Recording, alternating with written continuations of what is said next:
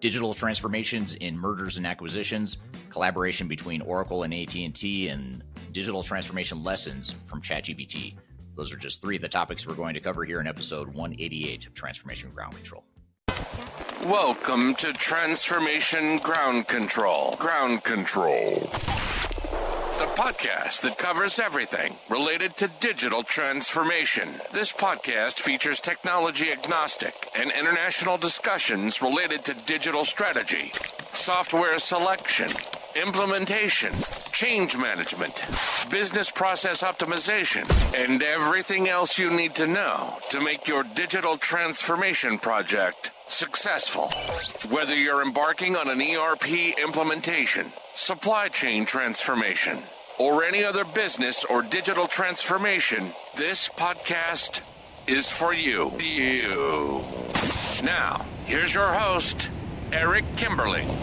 5, 4, 3, 2, 1.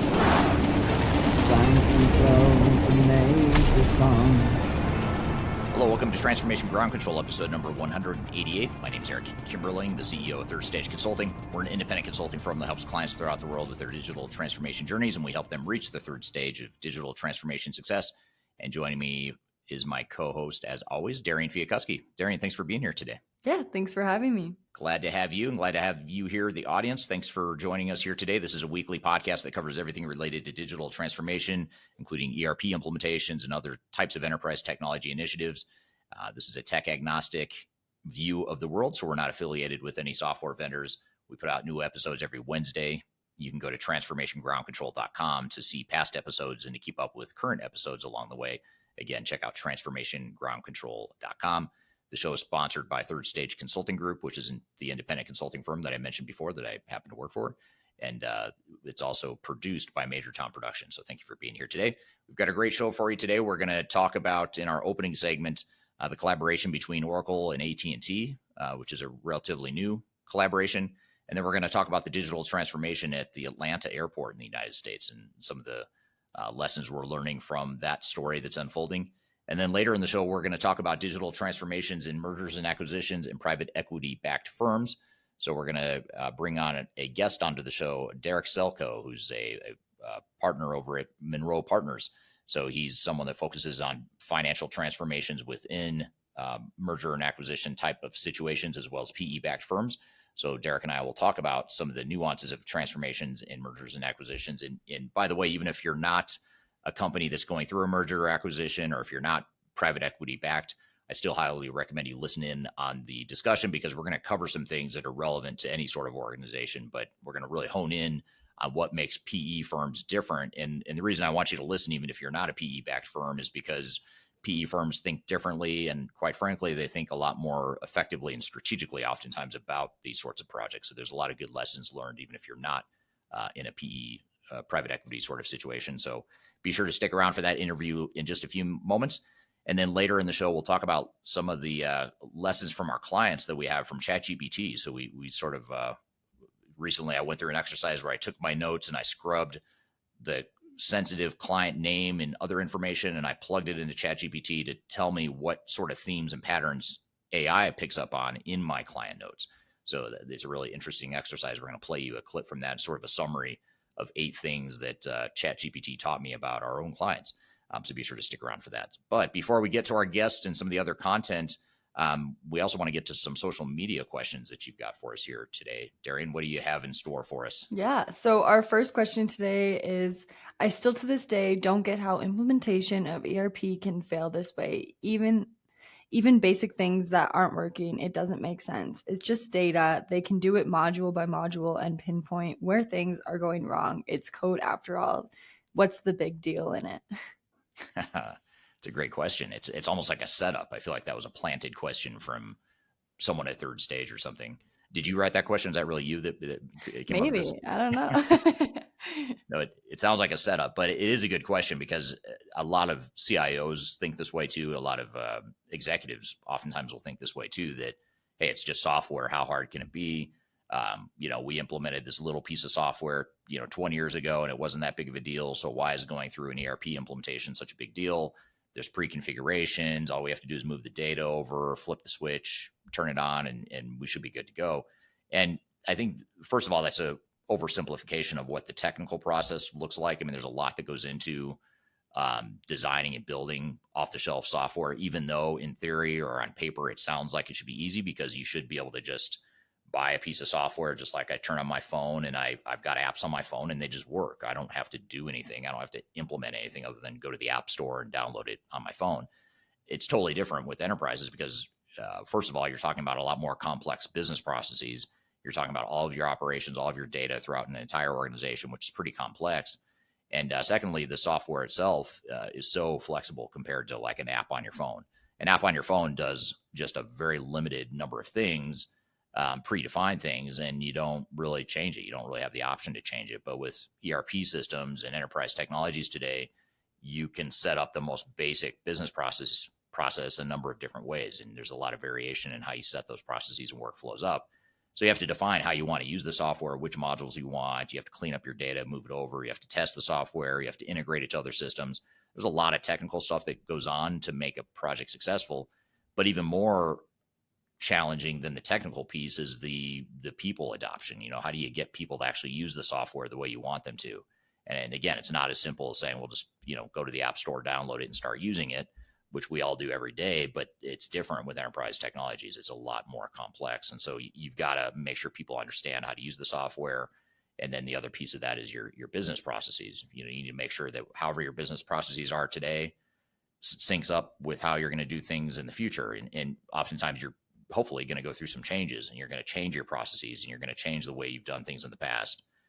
In some cases, you might just adapt to the way the software works off the shelf. In some cases, you might change the software to fit the way you want your business to run in the future if it doesn't do that off the shelf. So there's a lot of that business process work that has to happen up front as well.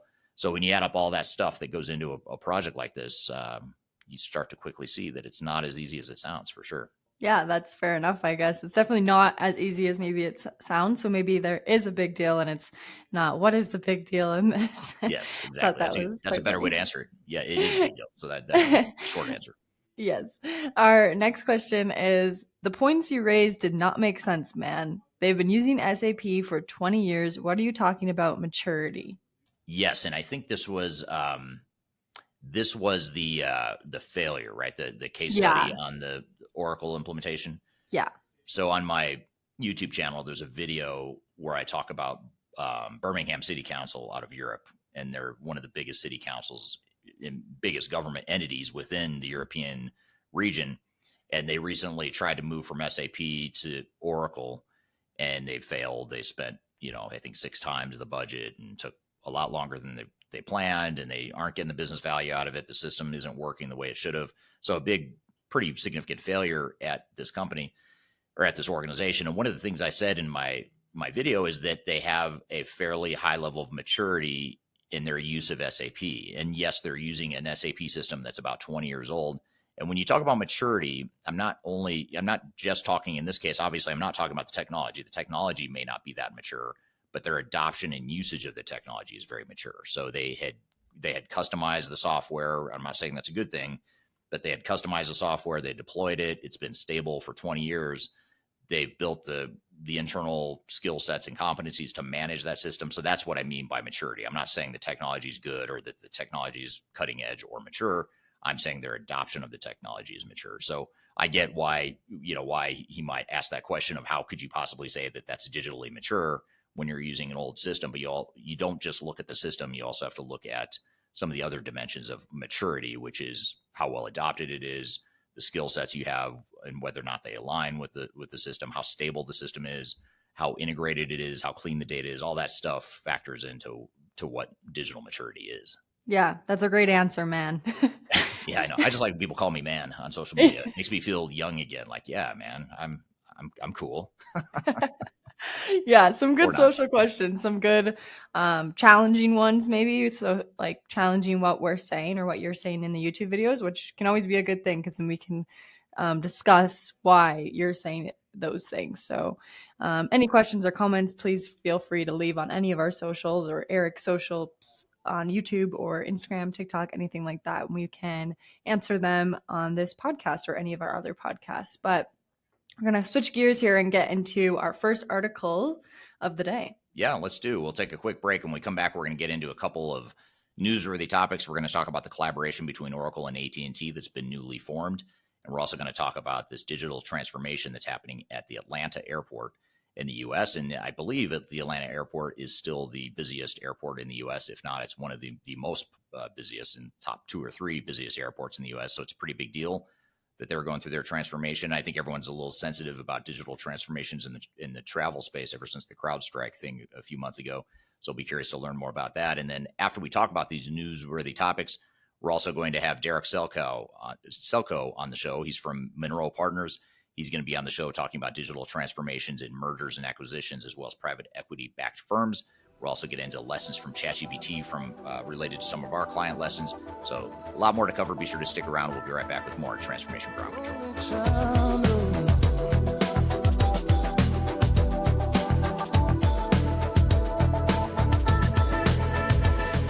So I'm here with Dominic from Guru Solutions. Dominic, thank you for being here today.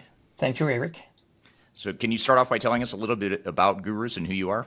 Yeah, so Gurus is a NetSuite ERP pure play reseller and consulting firm. We also have a strong iPaaS integration practice to help our customer connect NetSuite to their other best-of-breed system that they might be operating. So our founder, Martin McNicol, founded Gurus in 2005. At that time, he had this vision that one day most new ERP would be cloud-based. So we serve a range of industries from distribution, manufacturing, software, services. Our typical customer size, they range from, say, a bit more than $10 million top line to a bit less than $1 billion top line. So really, we focus on mid-market. We also put our NetSuite expertise to good use recently by offering 2 in-house products on top of our NetSuite services. So the first one is Gurus BI, which is a BI solution specifically for a NetSuite user. And then we also develop a NetSuite to Google Sheet data exporter. So we've been around for about 20 years in a space that in fact is only 27 years old. So it's a quite big source of pride for us. Yeah, big accomplishment in a space that a lot of companies don't last that long, and a lot of companies don't succeed the way you have. What are some of the Guru's differentiators and the things that make you different in the marketplace? Yeah, so the first one is obviously we specialize in only one NetSuite ERP, and doing that for so long, being pure play for so long, it creates a lot of depth. So that expertise allows us to fine-tune NetSuite to meet the exact customer needs. We also crafted and established methodologies in practice that are specifically tailored for mid-sized companies so that we can deliver project efficiently for that type of size companies. One thing that is also a big differentiator for us is the investment we make in our staff. We see that in the ERP world and consulting firms, people rely heavily on, say, freelancers, subcontracting, offshoring, and we do none of that. All our staff is permanent Gurus employees, and they're all based in North America. We also invest heavily in them, for their training, all their certifications. So we even went to the extent of developing our own Gurus Academy to make sure that we onboard all Gurus consultants and staff, and we also keeping up to date with all the latest and greatest of the platform we carry. So we are known also for our customer commitment, or our commitment to customer satisfaction. We like to build long-term relationship with our customer because, and I know you know that, Eric, but typically the go live is just the beginning of the journey, not the end of the journey. So we want to keep close to our customer after their go live. But we also want to make and always make what's good for our customer.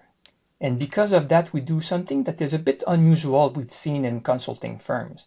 So our consultant, for example, they do not have an individual billable quota or target or anything like that. So this allows them to focus on what needs to be done for the customer and nothing else. Yeah, so a good balance of focusing on your customers and your internal team as well, which is great. Yeah. What kind of companies should be speaking with Gurus when choosing a new ERP system? So we already mentioned that, but we definitely have a strong focus on mid-market. So typically what we've been serving is company that are reaching the mid-market size and they are outgrowing their current software, say accounting software package, and they are ready to embark into a full-blown ERP. So this is definitely our bread and butter. We also have developed a very strong focus on private equity back carve-out. So, when a private equity buy a piece of another bigger companies and they need to bring them live on a new ERP. So typically those projects, you have very strict deadlines. These deadlines are imposed by, the transfer service agreement or TSAs. And in those situations, you have no choice but to go live at the given date. And we've been very successful at doing some of those projects for some of the well-known private equities backed companies. Great. So that's for size. In terms of industries, we work with a variety of industries. I would say tech companies, we're the one running SaaS-based or subscription model. They have AV, revenue recognition, billing requirements. And also with our Goose BI, we've been able to develop some of the important dashboard for those companies like, churn or AR evolution. So these are very important for them. So we have a strong forte for those. And automatically it leads to service companies because these days a lot of those SaaS companies, they also offer services either for implementing their own software or helping their customer with the software. So automatically created also a forte for service-based company. So, and then it encompasses everything from law firms to accounting to consulting, but also those SaaS companies. We have done good projects for online retailers, not necessarily with the NetSuite platform itself, but online retailers that looks to implement NetSuite as their both financial and inventory management solution, but want to connect that to their best of breed e-commerce platforms, say like Shopify, BigCommerce, and things like that. So those type of retailers, online retailers, we love to do project for them. But one thing I would say, one type of customer that really benefit to talking to Goos are the customers that are running, I call that a unusual business process or outside the beaten path. So, companies are a bit more diversified and creative than say that some ERP vendors would like to tell us. Say companies that are running royalty-based or commission-based type of reselling. Engineering to order, which is kind of strange combo between manufacturing and project. So because we have a deep expertise in NetSuite, we've been able to fine-tune NetSuite install to cater to those customers that are sometimes falling outside the out-of-the-box leading practice of that are coming out of the box with ERPs. Right. Now, speaking of leading practices and best practices, is there anything special about your delivery methodology that you'd share with us? Well, we named it Sherpa, and we're pretty happy with this name and proud of it. So the reason why we called it Sherpa is that we wanted to highlight that when we implement an ERP with a customer, that's exactly what we do, with the customer and not for the customer. So it's basically a direct analogy to those Sherpas, the guides that are helping alpinists in the Himalayas climb a mountain. I never seen a Sherpa climbing the mountain for his customer. I always seen Sherpa climbing with his customer. And especially at the mid-market level, when you think about that, ERP implementation is very intrusive and fundamental to the business operation. So there's very little chance of success if you do it for the customer rather than to do it with the customer. So we try to capture that exact aspect with Sherpa, and it's typically in the work sharing. How do we share the work and how we define how the work has been shared? What we've seen is, unfortunately, how these millions of micro tasks that are needed to do when you implement an ERP, sometimes they are not well defined who owns what. And this is unfortunately the root cause of many well-known ERP implementation failures. So we try to make it very clear. And at the mid-market level, our customer loves to roll up their sleeve and do the work. So typically they end up doing 50% of the work themselves. Obviously, we can adapt. Some customers are a bit more budget sensitive and have a very strong internal team, so they will take on more. Some other customer might be strapped for resource, a bit more leeway in the budget side, and then we will take on more. But at each and every time, it's always clear who does what. Right. Yeah, and really partnering with your customers on the journey sounds like a big part of your philosophy, which allows them to have ownership of the project as well. Yeah, and especially, I mean, we love when they use our service post go live, but we also want them not to need Right. Not to be hostage too of us. right, right. Not to be too caught up in it. Now, if we ask customers about gurus, what would they say about you at the end of a project? Or what do they say about They would definitely talk about our proactive communication during the project, and I would say especially our transparency in the pre-sales aspect. And in our space, dealing with a sales organization, this is not always the case. So we love both during the project to share the good news, the progress, but we are never shying away also from the bad ones and raising the flags when needed.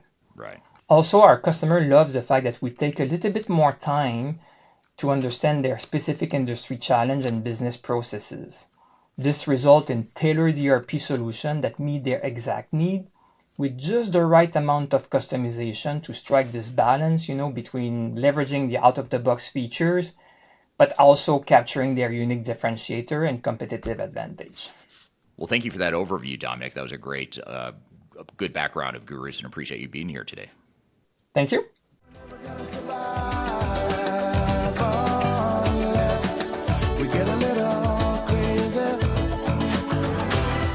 Hello, welcome back to Transformation Ground Control, episode number 188. This is Eric Kimberling. I'm with Third Stage Consulting. We're an independent consulting firm that helps clients throughout the world with their digital transformation journeys.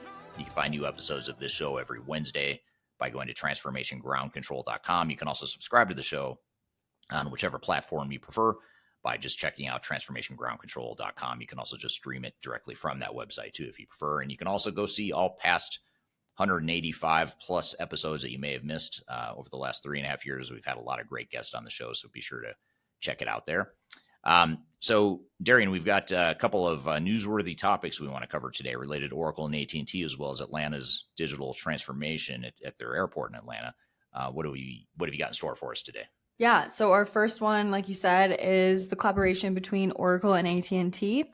This is basically to enhance Oracle's enterprise communications platform, otherwise known as ECP, by integrating AT&T's Internet of Things, or IoT, connectivity and network APIs.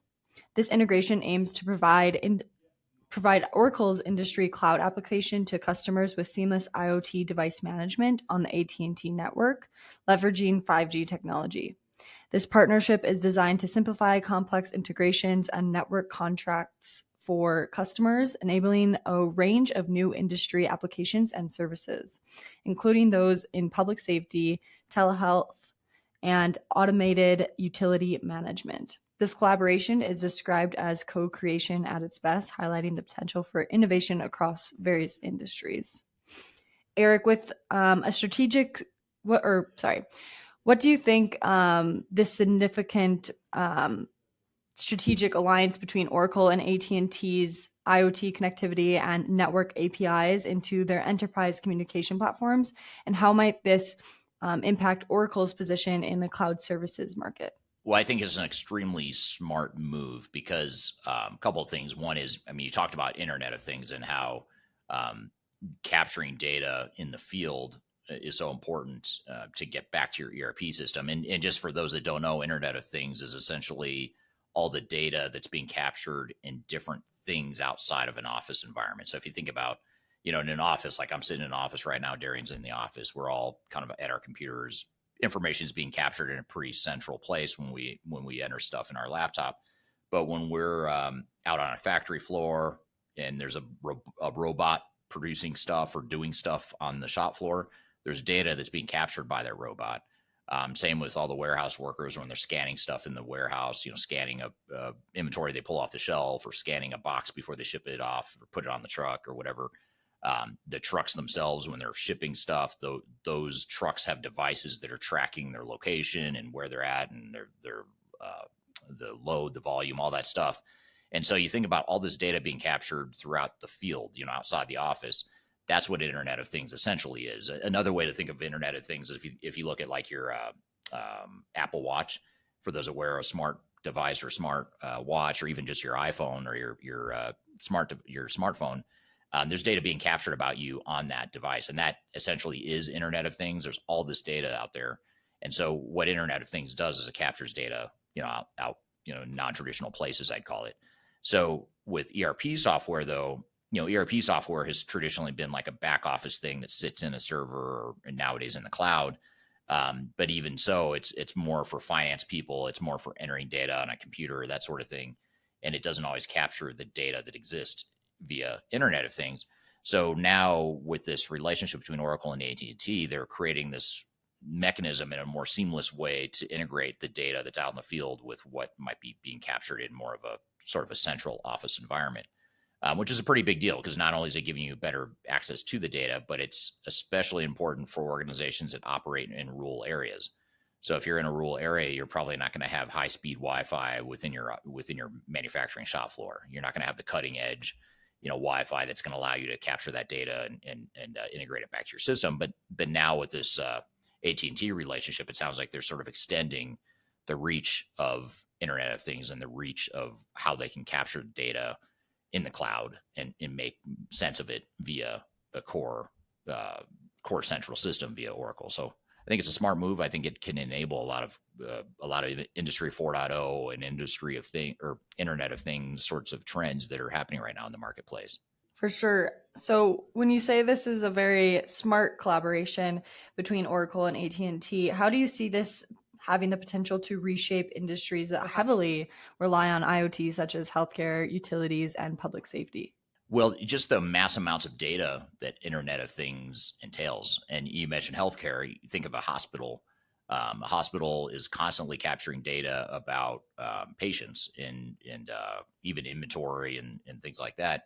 But you think about patients and all the data it's capturing on patients. That's a great way to take that data and bring it off whatever local device they might be capturing that information and bring it into the cloud, ERP system. So it's really a way to sort of extend the reach of how that data gets captured and brought back to a central cloud location. For sure. Switching kind of to Oracle focus now here, what do you think the long-term implications of this partnership might be for Oracle's competitors? Could this drive similar collaborations in the industry between other competitors?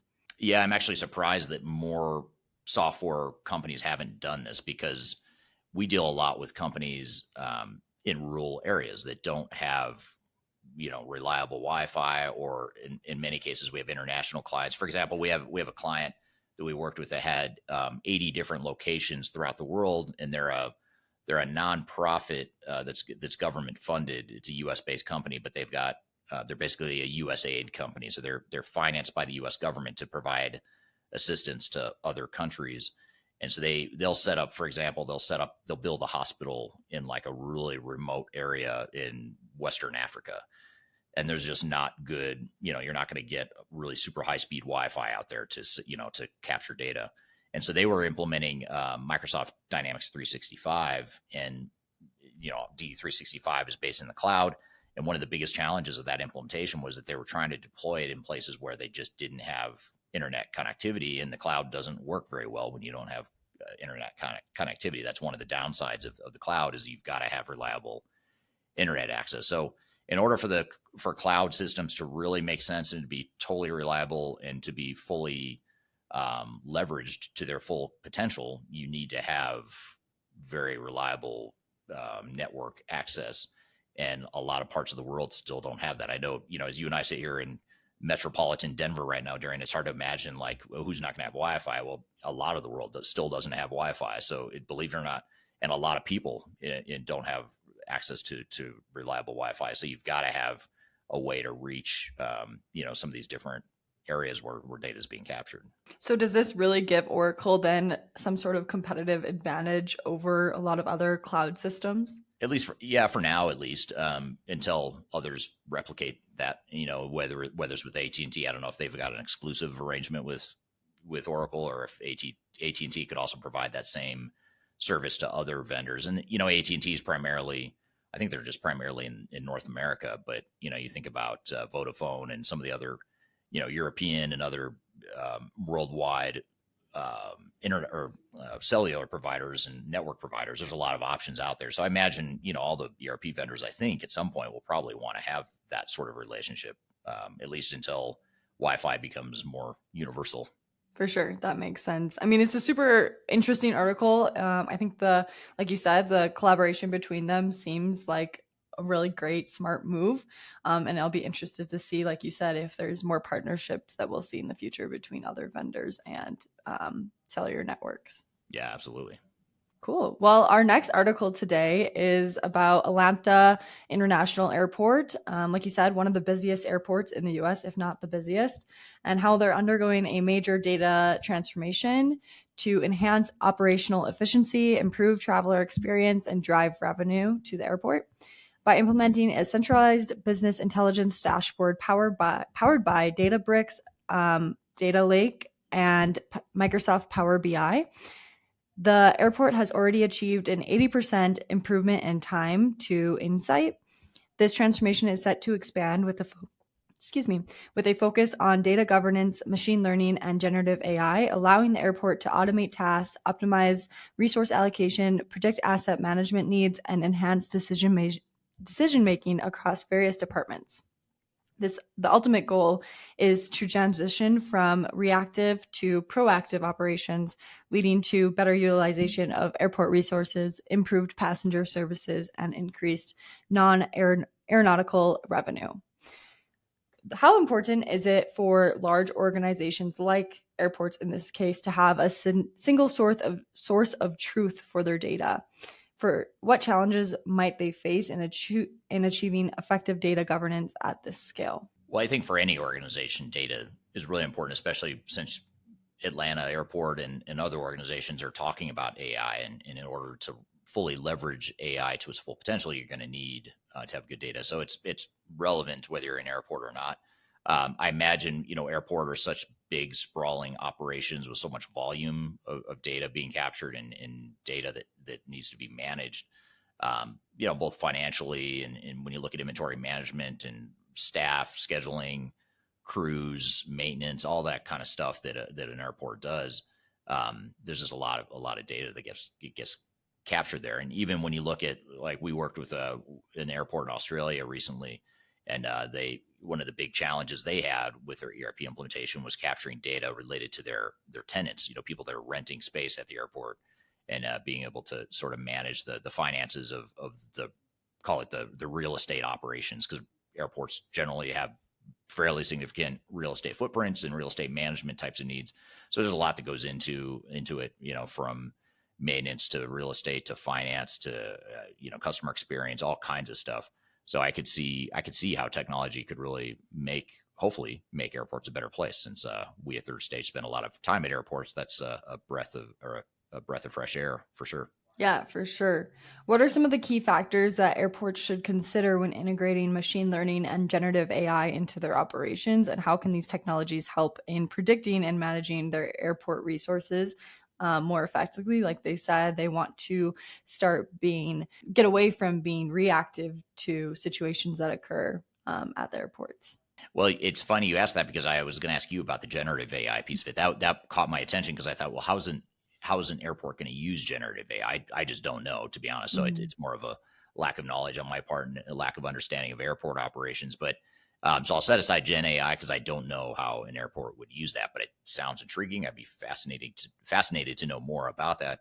But as far as AI in general and sort of more the predictive sides of things, I think it could have a huge potential to really make airports run a lot more smoothly, because you think about, how when you're at the airport, it just seems like randomly there's just this huge line in a certain queue or whatever. And it's just like, and people don't notice, people that work there don't really notice that there's a line forming, and they're not the best at like getting on top of it, say, okay, let's figure out how to optimize this bottleneck we've got here. I could see AI potentially helping people at airports better anticipate that, if there's a way to leverage data to say that, hey, there's this wave of flights that are happening at this certain time, and we know that this window prior to that time of high volume of flights, we know that that's going to be a bottleneck. And using AI to sort of recommend how things are staffed and where staff should be within an airport at any given time. I think there's a lot that a lot that AI can provide there. So that's how I could see AI in general working. At generative AI, though, I have no idea how an airport would use that, but sounds pretty cool though. Yeah, it does. That's a good idea, definitely for how maybe they can get a little bit more organized, or just expect waves of crowds earlier than before. Last question about this is, how crucial is collaboration between airports and tech companies like Microsoft and Databricks in driving successful digital transformation? And what are the key factors for maintaining this sort of productive relationship?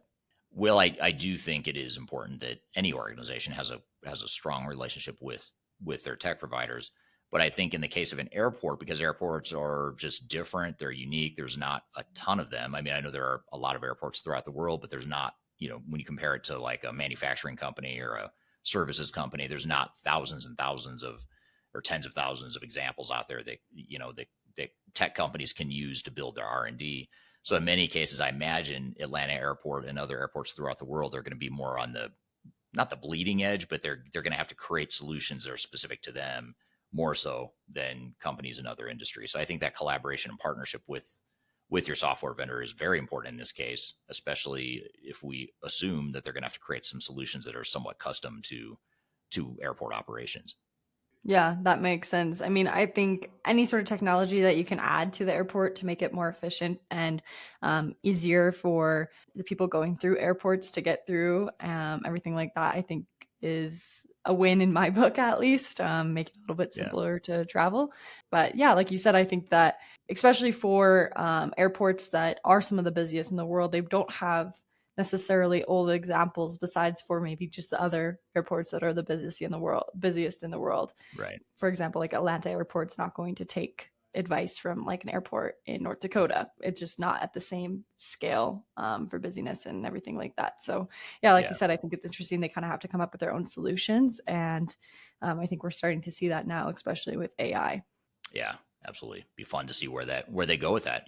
Be fun to check in on that case study here in a few months or years out when they start to deploy some of this technology in a broader way. Yeah, absolutely. Very good. Well, good. Well, thanks for sharing those newsworthy topics. That was a good discussion. Good to see how companies are using new technologies, and also interesting to hear about that relationship between Oracle and AT&T and how that affects Internet of Things. So great stuff there. And we're going to shift gears and bring on our next guest. His name is Derek Selchow. He's with Monroe Partners, or West Monroe Partners. And he is going to be on to talk about digital transformations in merger and acquisitions, as well as in private equity-backed firms. So we're going to bring him on here in just a moment. We're going to have him on to talk about that. And then later in the show, stick around even after the interview with Derek, we're going to have a discussion around lessons from ChatGPT as it relates to organizations going through transformation. So I plugged in my notes, which are very detailed. I plugged them into the ChatGPT model after I scrubbed the sensitive client information, of course, client names and all that good stuff. And then I had ChatGPT tell me, what are the major themes? What are the major lessons from my notes? And I've, again, lots of notes that I can't analyze on my own other than qualitatively.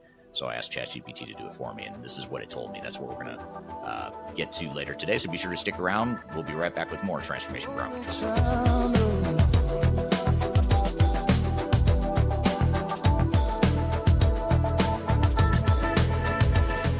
People oftentimes ask me how I built such a strong social media following on YouTube and LinkedIn and Facebook and other outlets. And the fact of the matter is it took me a long time to build a following through a lot of trial and error, making a lot of mistakes.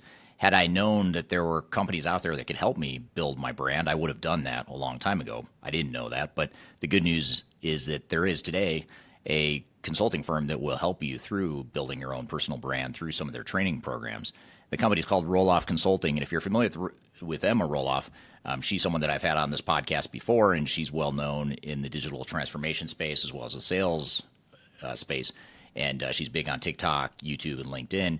And she and her husband have started a training course and a training company that focuses on helping people build their personal brands and helping them to sell themselves digitally. So whether you're a salesperson that's trying to reach more customers or you're an individual that's just trying to build your personal brand, that's something that they help with through their training programs.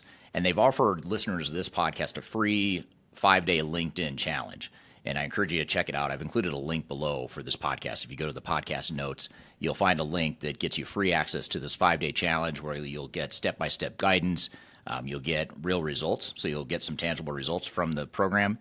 And you also get a special offer at the end of it. So it's exclusive to listeners of this podcast. Be sure to check out the link below if you want to work on building your personal brand, or if you're in sales and you're trying to reach more people, whatever the case may be, check it out. It's free to listeners of this podcast.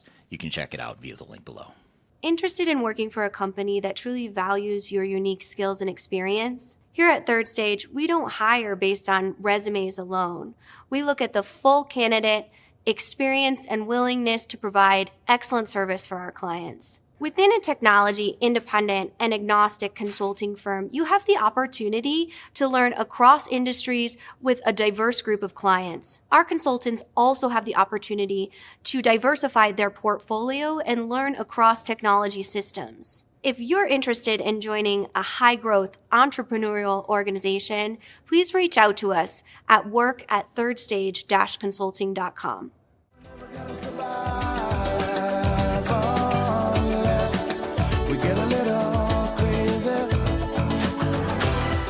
Welcome back to Transformation Ground Control, episode number 188. My name's Eric Kimberling, here with Darian Chwialkowski. You can find new episodes of this show every Wednesday by going to transformationgroundcontrol.com. The show is sponsored by Third Stage Consulting, an independent consulting firm that helps clients throughout the world with their digital transformation journeys. And the show is sponsored by Major Tom Productions. So be sure to learn more about both those companies. And I'm excited for our next guest, who's a first-time guest on the show. His name is Selchow. He's with West Monroe Partners, and he's in their financial transformation practice. And he's going to chat with us about digital transformations in merger and acquisition and private equity-backed firms. And even if you're not a company that is owned by a PE firm, or even if you're not a company that's going through mergers or acquisitions, or even if you're a company that's not high growth for that matter, no matter what kind of company you are, this is a really good conversation that we want to get into here today, because I think a lot of what we're going to talk about is going to be very relevant to any sort of organization, regardless of whether you're PE backed or not. And the reason I say that is because PE firms tend to have a pretty unique view of the world and a very black and white view of how digital transformation should look, which could be a good thing or a bad thing, depending on how you look at it. But there's a lot of good things that you can learn from the way PE firms and companies going through a merger or acquisition, the way they think about digital transformations is unique to them, but it shouldn't be unique to them. A lot of organizations, I would argue, should be thinking more like a PE firm or more like a company that's trying to maximize value as part of their transformation, because too oftentimes companies just get stuck in implementing technology for technology's sake rather than focusing on where's the value. And that's what a big part of what we want to talk about here today. So joining us here to talk about digital transformations and ERP projects in mergers and acquisitions and PE-backed firms is Selchow from West Monroe Partners. Derek, thanks for being here today. Thanks, Eric. Great to join you on this topic today. I'm really excited. So Selchow, Managing Director with a firm called West Monroe Partners. We're a middle market management and technology consulting firm. I have a couple different practice areas, but specifically I work within the financial management space. That's kind of all things back office, ERP, finance transformation, based in Minneapolis. Great. Yeah, great to have you. And we've sort of circled the same circles within the industry, and you and I tend to see each other at industry conferences and whatnot, and that's how we've gotten to know each other.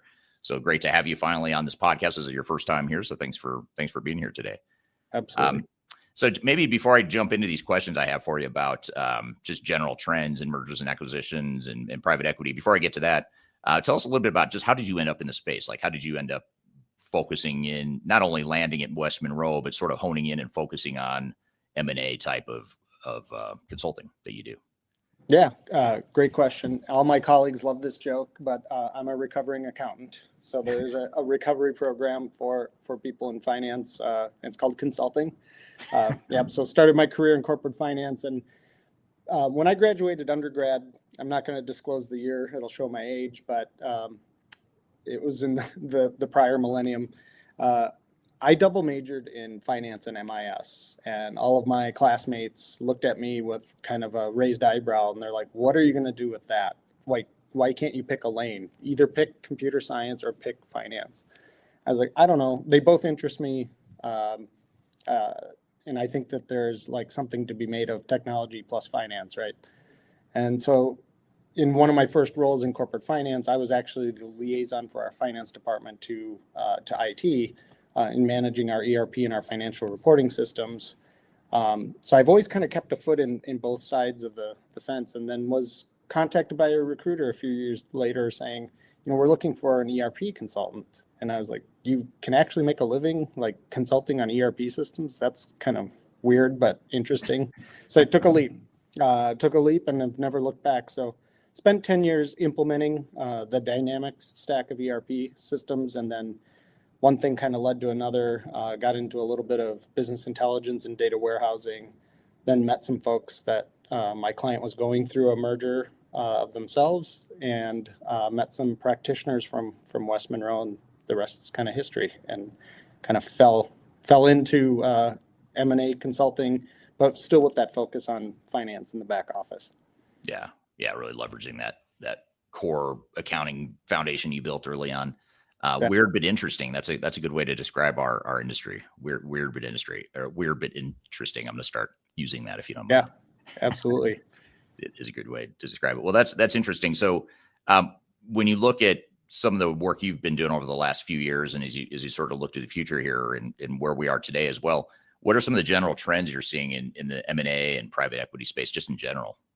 Yeah, great question. I think if we just kind of rewind the clock to 2023, it was a little bit of an odd year for private equity, especially with, kind of higher than normal interest rates, and still kind of coming out of the pandemic and all sorts of world events.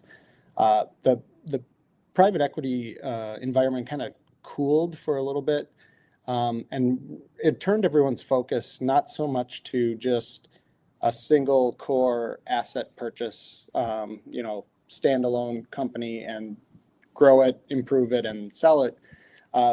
There really had to be kind of a special case, because in the world of higher interest rates, it meant the private equity firms were actually putting more equity in than debt to make the model work. And so when we look at some of those special cases, maybe it's a distressed asset, maybe it's a underperforming asset, or maybe it's a tuck into an existing portfolio company to try to make something greater than the sum of the parts, right, so to speak. And so that's kind of how we came out of 2023 with a lot of what I would call kind of a little bit, not odd, but like just not your run-of-the-mill kind of M&A transactions. There had to be kind of a special factor in there. And how now coming into 2024, we're really seeing a significant uptick in a couple of areas. One is in residential services or just services in general. So whether it's HVAC, electrical, home improvement, solar, like all kinds of services businesses, because they are somewhat recession proof in a way. Everyone needs kind of those products, those repairs. A lot of domestic manufacturing, food and beverage. There's a lot of consolidation going on in food and beverage. But one of my favorite areas that we've really seen an uptick in is carve-outs. So just imagine a business unit, part of a larger, probably strategically owned business unit, being carved out and then purchased by either a portfolio company or a private equity firm, to, again, try to value creation is kind of the name of the game, make something greater than the sum of the parts. So those are some of the trends we've been seeing lately. So the thing with carve-outs, they're complex, they're messy. That's what I thrive on. Right. And you have a very limited timeline to execute on those projects. Yeah. I'm actually going to come back to that if you don't mind. I wasn't planning on asking you about that, but that's a good point of focus here in a second. But maybe before I ask you more about the carve-out concept and how transformations might look different in a carve-out situation. If we look at M&A sorts of situations in general, where a company has either gone out and acquired other companies and or merged with another company or companies, digital transformations are oftentimes a part of that value creation that you talk about. So I know in general, you and I have talked a lot about digital transformations and ERP projects in general. There's a lot of, best practices and lessons learned that you and I both have just from having done this for so long. But when you look at M&A types of environments or PE-backed firms in particular, how do digital transformations look different? Do they have different priorities, different challenges? How would you sort of compare and contrast that? Yeah, great question. I think what it all really kind of comes back to is every acquisition or M&A deal begins with an investment thesis, from the sponsors, from the backers. And we like to kind of work with that investment thesis because that's the why. Why are they pursuing this asset? Why are they pursuing this merger or this carve out? Because that can really be the guiding light of, where they perceive that there's value in this asset or this transaction. And so we like to kind of use that as the springboard to kind of justify the why behind their digital transformation. Because just doing it because it's the right thing to do isn't really a good enough reason to undertake a kind of a massive transformation or a massive digital transformation. There's got to be a different why behind it, right? And it comes back to that value creation. And I know our industry is full of all sorts of jargon and terms like this, but by focusing on the value creation, by putting together a transformation program, that really also helps the stakeholders at this company that's going to go through this transition, helps them stay aligned and focus on why are they pursuing this. And it helps really with the change management of getting everybody behind the idea, behind the reasons why they're pursuing this digital transformation. But I would say that another unique factor, specifically in the private equity world, is timelines. Timelines are not infinite. In this world, there's a hold period, and you typically need to get some of these bigger initiatives done within a prescribed hold period so that you're not mid-flight with, kind of the change or the chaos if you're going to go through another M&A event, right? So time is of the essence. And then these firms also have a business to run. They don't want to be going through a perpetual implementation that's just kind of never ending. So it's an adjustment for some of us because we always want to do our best work and kind of execute on the best project and have the best processes and everything else. Sometimes it means minimum viable product and you plan for an optimization down the road. Sometimes you go with good enough or use what you have at your disposal. So it's different than just a typical project. There's other kind of constraining factors there. Yeah. What about in the context of a PE firm or a PE firm that's involved that has an investment in a company and their stated intent is to sort of create that value and flip the company and sell it in, say, 3 to 5 years? They're going to sell the company in 3 to 5 years. Does that influence the type of technology you do or don't deploy or the risk they're willing to take, knowing that they might sell the company to a parent company that uses a totally different technology or something like that? How do you address that or navigate that reality in a PE situation? Yeah. In some cases in our world, you really have to kind of get your magic 8-ball out and or your oracle or whatever term you're going to use and try to predict the future. Because the other thing that we do know about this space is that these portfolio companies that we begin working with are unlikely to remain static. They're going to probably, in a 5-year hold period, tuck in 3, 4, 5 acquisitions maybe. Or maybe, sometimes the thesis is we're going to buy this asset, but we're actually going to split it into 2. And maybe one's a products business, one's a services business. And maybe that's the theory or the thesis, right? So everything kind of comes back to this thesis. So you have to try to get comfortable with kind of predicting the future and what might happen. And that really comes to life. We have a technique we use, we build a playbook. And it's kind of somewhat the break glass in case of emergency type of playbook of if this happens, then now we're going to follow this different workflow, right? Mm-hmm. And to your point, if the eventual exit plan is to go to a strategic, and we're specifically talking about ERP, then let's just pretend that they're a manufacturer and we expect the exit to be a strategic buyer, and maybe they're in a kind of a regulated space like aerospace and defense or something like that. You're unlikely to go with the cream of the crop, top line, SAP, do it perfectly, every best tool off the shelf, because in all likelihood, if a firm like that's going to get acquired by a strategic, they're going to get rolled into parent company at the end of the hold period when that transaction goes through. So you don't really want to kind of gold plate everything knowing they're eventually going to have to change again.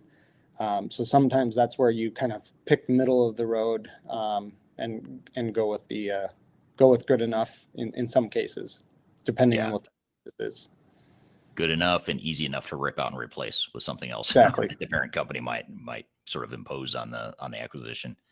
I'm here with Derek from West Monroe Partners. We're talking about digital transformations and ERP implementations in mergers and acquisitions, as well as private equity-backed firms. We've got a lot more to cover, but first we're going to take a quick break. We'll be back with more Transformation Ground Control.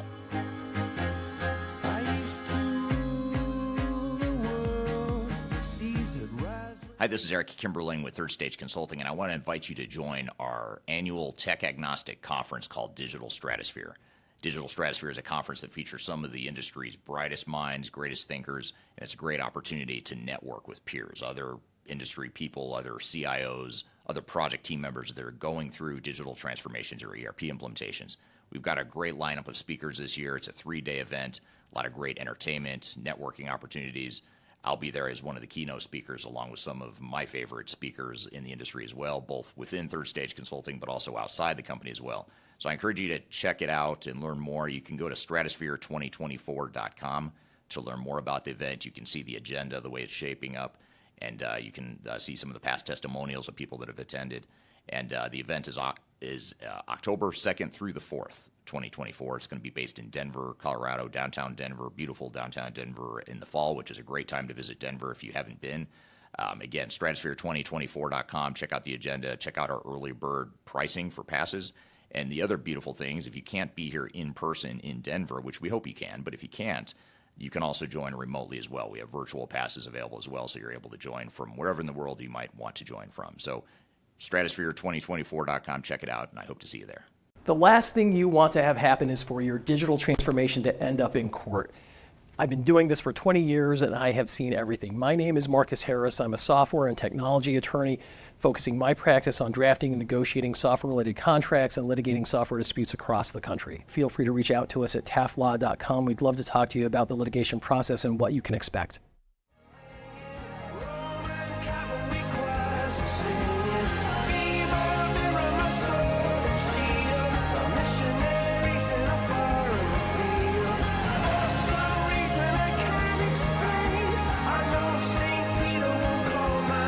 Hello, welcome back to Transformation Ground Control, episode number 188. My name is Eric Kimberling here with Darian Chwialkowski. You can find new episodes of this show every Wednesday.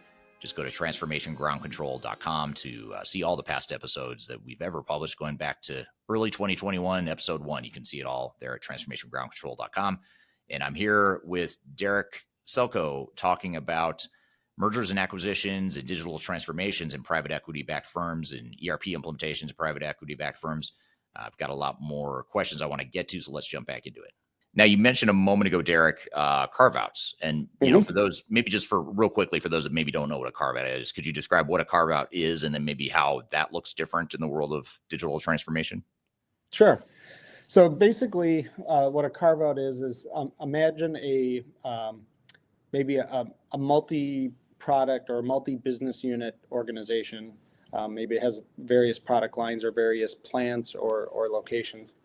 And that company has decided that, you know, this particular product line or division is going to get carved out. Basically, you can imagine putting it in a box, and then that asset is going to be sold to a new buyer, whether they're a strategic, meaning another company, another corporation, or private equity, and be stood up on its own.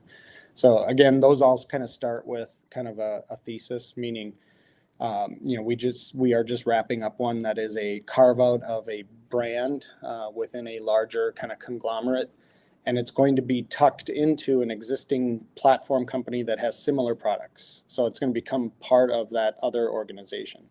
Sometimes it's a carve out to standalone, meaning we carve the business unit out and make an entity, a company out of that carved out business unit, and they run standalone on their own. And how that typically comes to life from a digital transformation perspective is, depending on the terms of the carve out, the parent company might elect to, they all elect to write what's called a transition services agreement. So that's basically a contract that we will support you or support this business unit for X period of time while you get your house in order and, stand up your own systems and your own processes.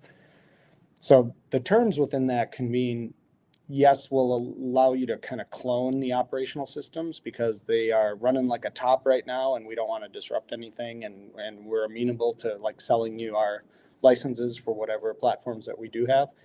And sometimes it's a completely, you need to figure it out, find your own tools, your own systems. You're not taking any of the tooling with you as part of the carve out. And sometimes it's a mix in between. And so that's really where our role comes in, is all of that kind of carve out planning of, okay, we don't get to take any of the tools with us. We get to take our data with us, of course, because that belongs to that asset. So we basically, in a 9 to 12 month period, need to build a company from scratch. And that's what I find was really fun about those types of transactions, is because you don't get many chances in your career to build a company from the ground up, but it's an established company. We can then take that chance to establish all the best practices, pick the best tooling, not the best ever, the best that's going to fit that business unit and get the transaction done in that period of that TSA arrangement. Yeah. Yeah. If you imagine like a big multinational company that, let's just say they're running SAP, they're on S/4HANA, and now all of a sudden they take $1 billion of revenue in this one business unit, they're going to sell it off to someone else, just untangling that, from the assuming they implemented like a single system that spans the entire enterprise, untangling that and unwinding that and figuring out how you're going to let that company stand alone. I imagine that's a pretty challenging proposition. It is. There's a lot of moving parts, and depending on the industry type, there could be regulatory considerations. There's sometimes, process considerations. If it's a highly engineered kind of manufacturing type of environment, there's a lot of operating technology that has to be kind of sorted out, and so it's not always just about ERP, but a lot of moving parts, and you got to get moving usually pretty quickly. Yeah. Here's a question from Darian, just building on something you mentioned a moment ago, Derek. This is from Darian on LinkedIn. She says, how do you see technology supporting these sorts of companies when compared to non-private equity firms? So like, in other words, what are the main differences, would you say, in terms of how you use technology, the types of technology you use in these sorts of situations, that sort of thing? How would you sort of summarize those differences? Yeah, it's a great question. I think some of the main differences is it comes in a couple different forms. There's a certain risk tolerance that's different between PE and I'll keep calling them strategics. A strategic meaning an established corporation of any type of ownership structure. There's a certain risk tolerance. There's a certain tolerance for, I would even say, kind of inefficiencies, right? If it's an existing strategic acquiring a business unit, they don't have the time pressure a lot of times to hurry up and execute on these transitions. And a lot of times we'll want to fold them into their existing operations that are very well established, probably have all kinds of SOPs and process documentation.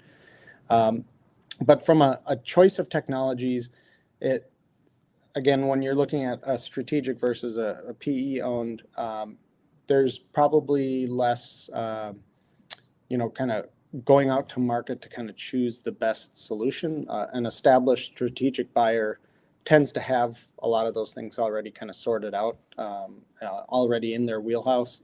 Versus in a PE world, it's really, again, it comes back down to time and cost and value creation. So we tend to see a lot more, kind of software selections and kind of analyzing the best fit and kind of picking the best product to fit this kind of standalone entity versus going into an established environment where there's policies and procedures and a lot of that stuff established already.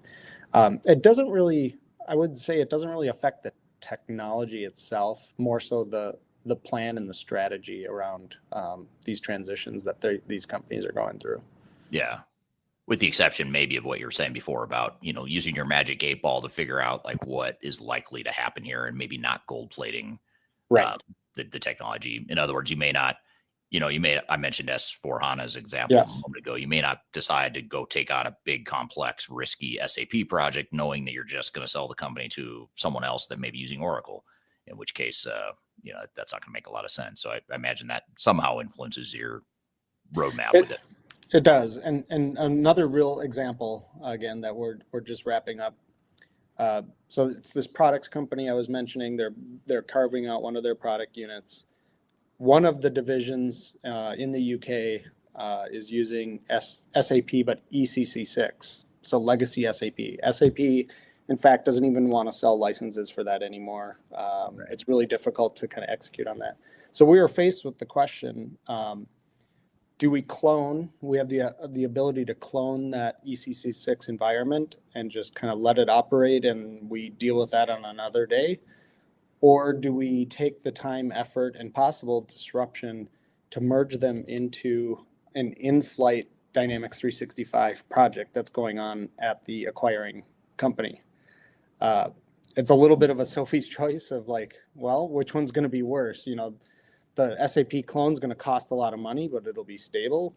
Or do we, rip the Band-Aid off and incorporate them into this in-flight Dynamics implementation and hope for the best? So those are some of the questions and the analysis that we have to work through, because there's not an easy answer in any of that. Yeah. Now, what about the private equity firms themselves? I've worked with a few, just like you, and you guys work probably more with PE firms than we do, but in the experience I do have with PE firms, it's sort of all over the map in terms of expectations and their vision for how technology is going to fit into this acquisition or into this value creation. But how do they, just in general, how do PE firms view technology initiatives differently than the non-PE type of firm or the non-PE backed type of firm? Yeah. Another good question, because all PE firms are different. They don't all operate the same. So if you kind of think of it as on a continuum or on a spectrum, we've got some PE clients that are, you could almost argue, are just financial investors, right? They acquire an asset and they sit back and they're like, hey, management team, we bought you and we hired you for a reason because you're really good at running this company. Let us know if you need anything. Right. The other end of the spectrum, some PE firms will drop an operating partner or another staffer within the operations to, sort out their processes or digital transformation or other things, and actually hold a very active role within the organization. And then there's kind of everything in between. I think, again, what a lot of the motivations come are the couple of factors we probably deal with in every project is time, resources, and cost, right? And finding that balance of, again, staying true to the investment thesis and the value creation thesis that was set out when they made the investment in that asset, and balancing that with doing a good job on your digital transformation, but not doing the best job buying the top of the line. And again, I think what every PE firm and probably even strategic wants to avoid is what I call the perpetual implementation, the implementation that's never finished, because there's always another phase or another delay or another work stream coming. I imagine it's hard for a PE firm to sell a company when it's in the middle of an implementation that may not be going so great, or that's turning into a money pit or whatever. That's exact opposite of what I imagine a PE firm wants to see. Yeah, because we and that's what our clients really value from our point of view, is that we do a lot of due diligence projects on behalf of our PE firms, and we look for a lot of those red flags of an in-flight ERP project during a transaction. It's not to say you can't do it, but you can imagine where we're going to spend our time looking to make sure that project is healthy, it's on track, it had good kind of reasoning behind why they're going through that transition. And so there's a lot of scrutiny if you are trying to go through a transaction while you're mid-flight on a project. In some cases, we work with our clients to advise them on, like, maybe they've acknowledged they have an incredible amount of technology debt they have some legacy systems, they're on-prem, they're behind in patching. What we oftentimes would kind of rather see is we have a plan, and as soon as this transaction's done, we're ready to execute on the plan, and here's our plan. We're going to move to this system, we're going to address this issue, we're going to upgrade these systems. In some cases, that's more valuable than to be started on that transition, because depending on who the buyer is, they might have a different point of view, different opinion. And so now that might be kind of good money after bad, having started that transition only to have to course correct and go down a different path with the PE ownership. Yeah, it makes total sense. I'm here with Derek from West Monroe Partners. We're talking about digital transformations and ERP implementations in mergers and acquisitions, as well as private equity-backed firms. We've got a lot more to cover, but first we're going to take a quick break. We'll be back with more Transformation Ground Control.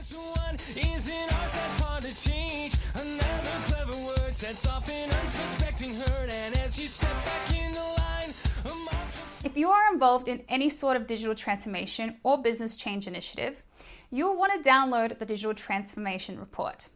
With its comprehensive overview of business and technology trends and best practices, this report is a must-have guide for any transformation project or executive team. Download this free report by visiting Third Stage Consulting at thirdstage-consulting.com. You can also visit our website to learn more about us or download independent reports, videos, and other best practices. Again, visit thirdstage-consulting.com today to learn how you can take your transformation to the third stage of success. Are you looking for ways to promote your product or service to enterprise technology decision makers and influencers throughout the world, like the ones who listen to this podcast? Major Tom Productions creates media, events, and influencer marketing for B2B technology providers. Our productions are exciting, educational, disruptive, and effective. Most importantly, they create results. Our content is unlike any other in this industry, engaging, influential, and trusted by technology buyers and influencers throughout the world. Each month, our productions reach hundreds of thousands of targeted buyers and decision makers who trust and engage with our honest and tech-agnostic content.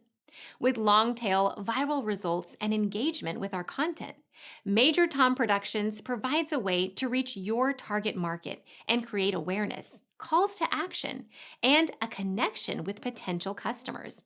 So collaborate with us today.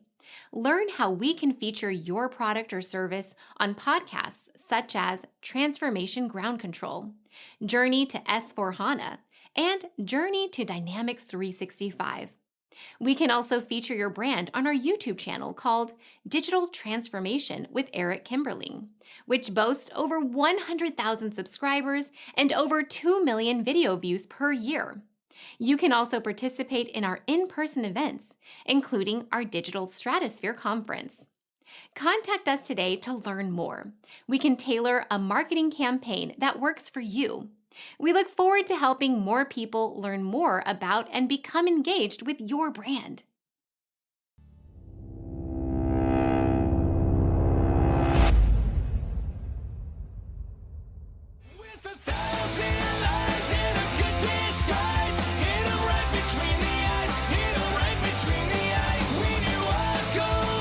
Hello, welcome back to Transformation Ground Control, episode number 188. My name is Eric Kimberling here with Darian Chwialkowski. You can find new episodes of this show every Wednesday.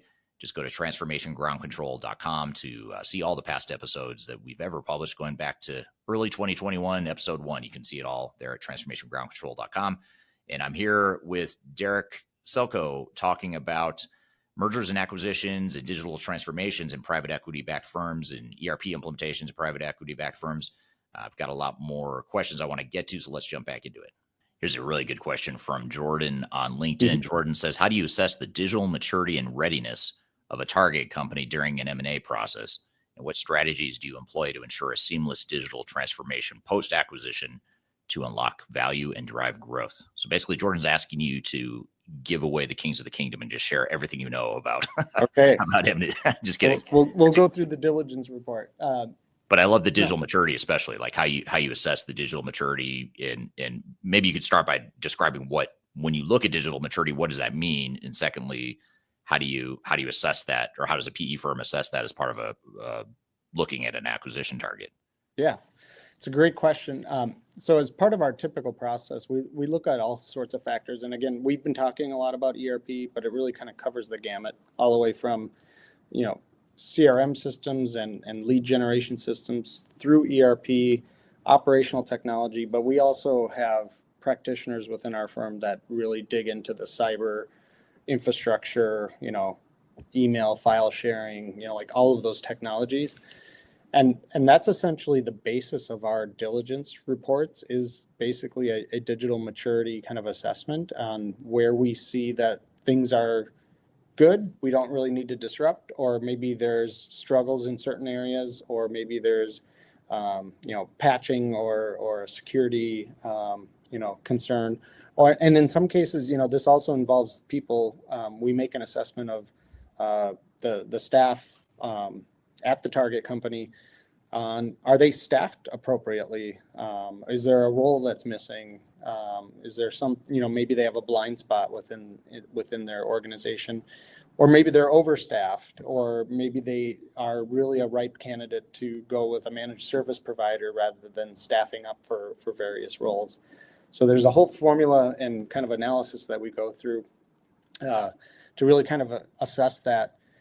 And what's great about working with our private equity clients is they kind of keep us grounded and honest, rather than, and again, going into a diligence with the rose-colored glasses and saying, well, it's not perfect, and here's all the improvements we would make.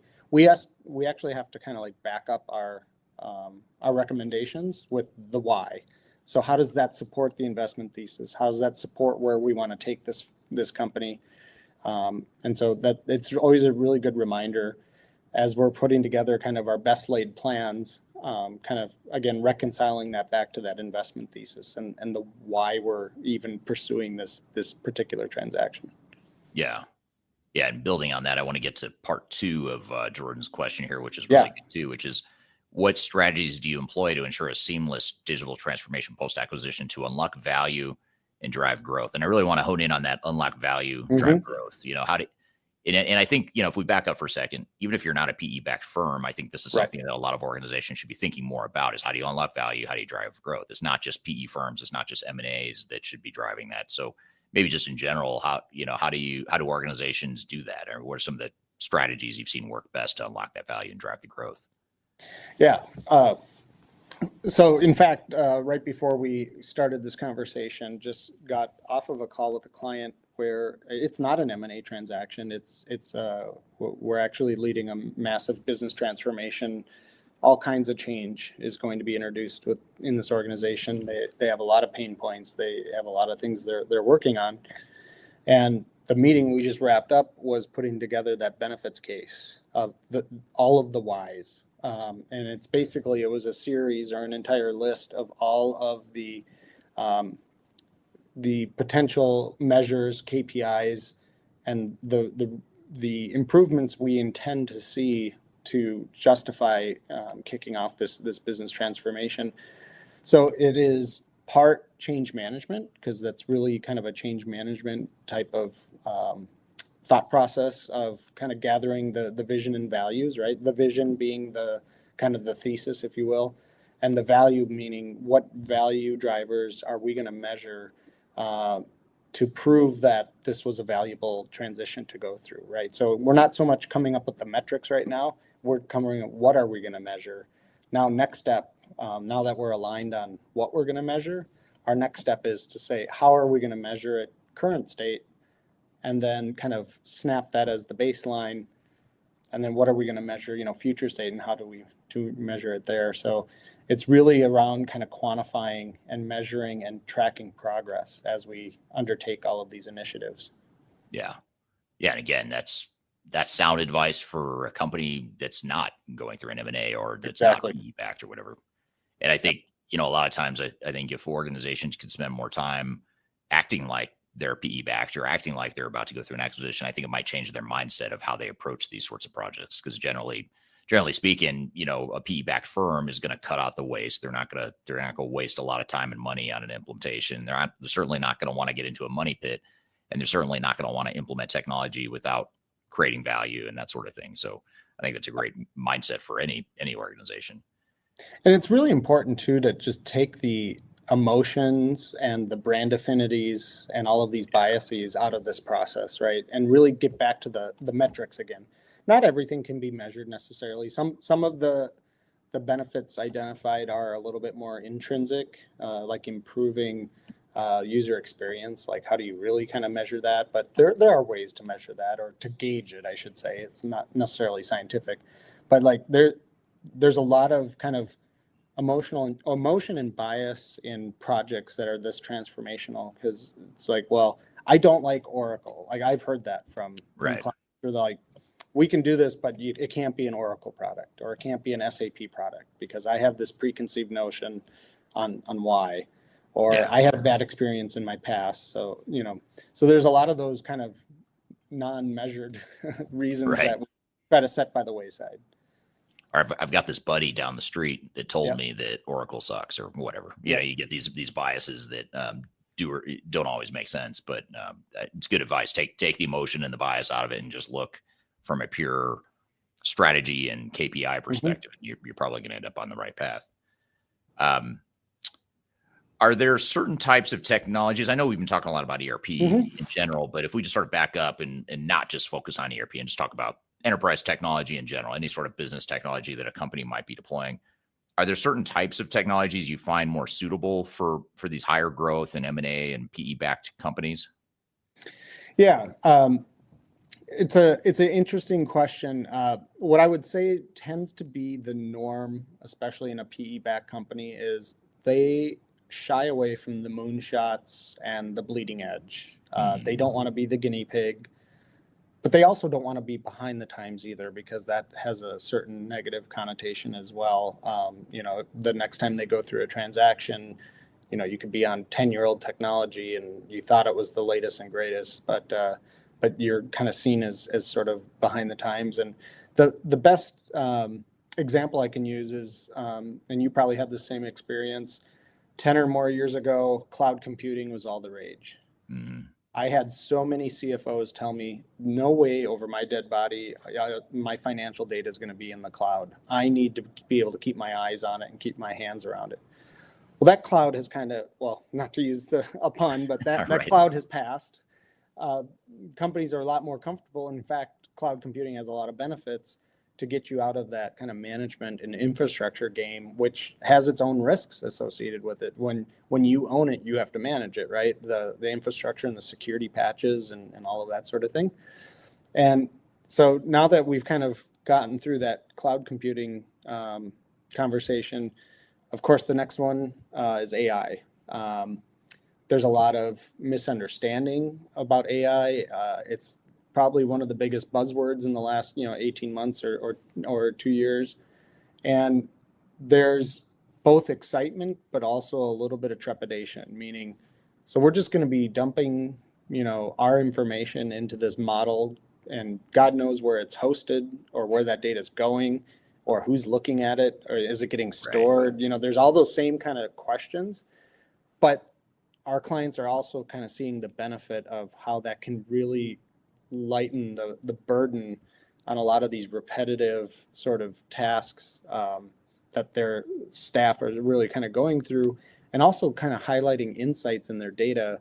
I've seen a couple demos now of some AI applied to ERP systems where it's finding patterns that a human wouldn't know to go look for because of our own biases, right? Well, it's always this way. So I always look at these sales orders, and I always, the classic salesperson will say, that's our best customer. Yeah, but every product you sell them is at a negative margin. So are they your best customer? They're only your best customer because it's highest volume, but you lose money on every order you sell to them, just as an extreme example. But seeing this AI applied to these business transactions, it's highlighting insights that, a human would probably take several hours to try to come to some of those conclusions. So it's not an end all be all, like it's going to, solve world hunger and do all of these magical things, but it's a tool. And that's kind of how we treat it.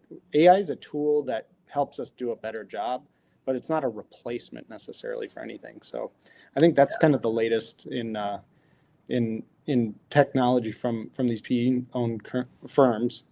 And then in addition, like if we're going to talk specifically maybe around manufacturing, it's kind of IoT on the shop floor or in a delivery vehicle or, on device management, and kind of that real-time stream of information that you can start to gather from your operations.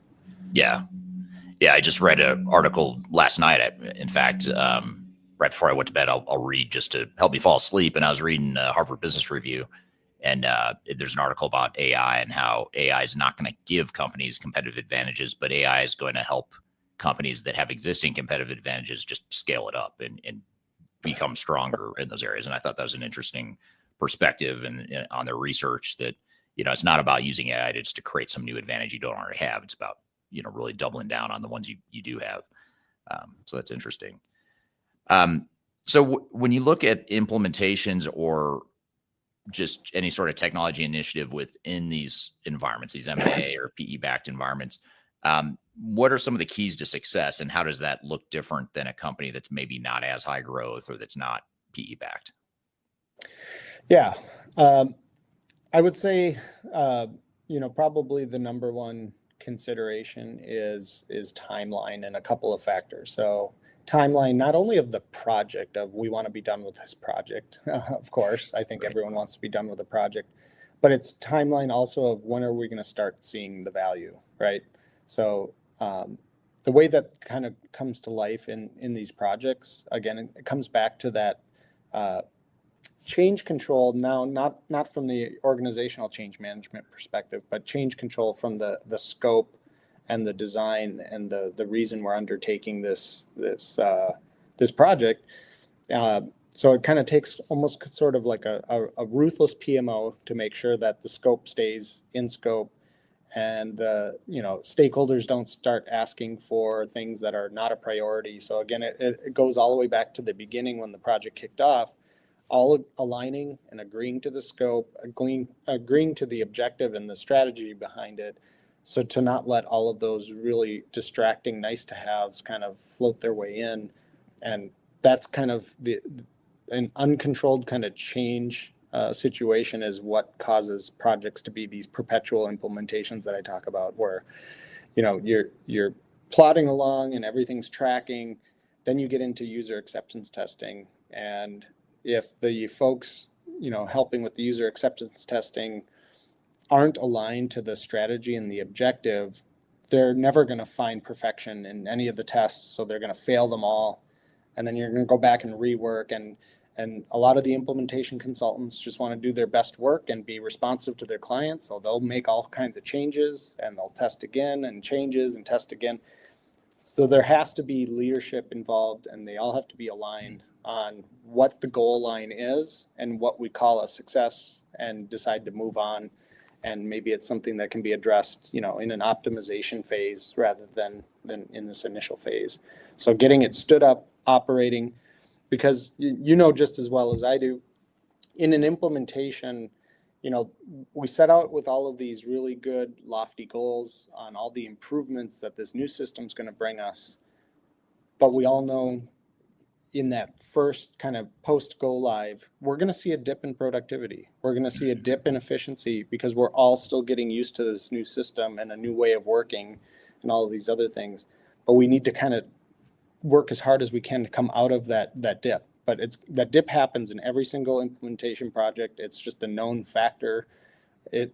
Our clients find it uncomfortable to talk about. They're like, well, what do you mean we're going to be less efficient? We're going to say, initially out of the box, yes, you're going to be less efficient because you're still getting used to this new way of working. And that's really the factor, is that change factor is like, now my world looks different. It's going to get better, but we got to get used to working in this new platform, new system. Yeah. Yeah. I'm here with Derek from West Monroe Partners. We're talking about digital transformations and ERP implementations in mergers and acquisitions, as well as private equity-backed firms.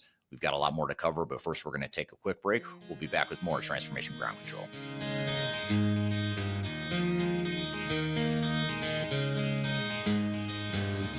Could you whisper in my... I recently published my first book. It's called The Final Countdown: Strategies to Reach the Third Stage of Digital Transformation.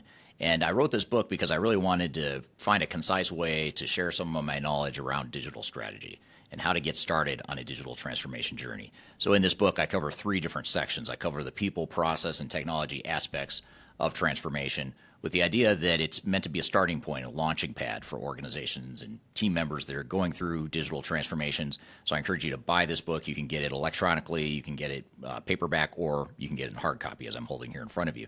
You can get it by going to thefinalcountdown.com. You can also search for it on Amazon if you shop at Amazon. Otherwise, just go to thefinalcountdown.com. Love to hear your feedback on this book as well. So I hope you check it out and hope you enjoy. I'm excited to share our newly released 2024 Digital Enterprise Operations Report. This free download is available on the Third Stage website at thirdstage-consulting.com. This report is truly packed full of technology-independent and agnostic insights for your project to ensure that you're strategically optimized for success. Download your copy today with the QR code in front of me or visit our website for more details.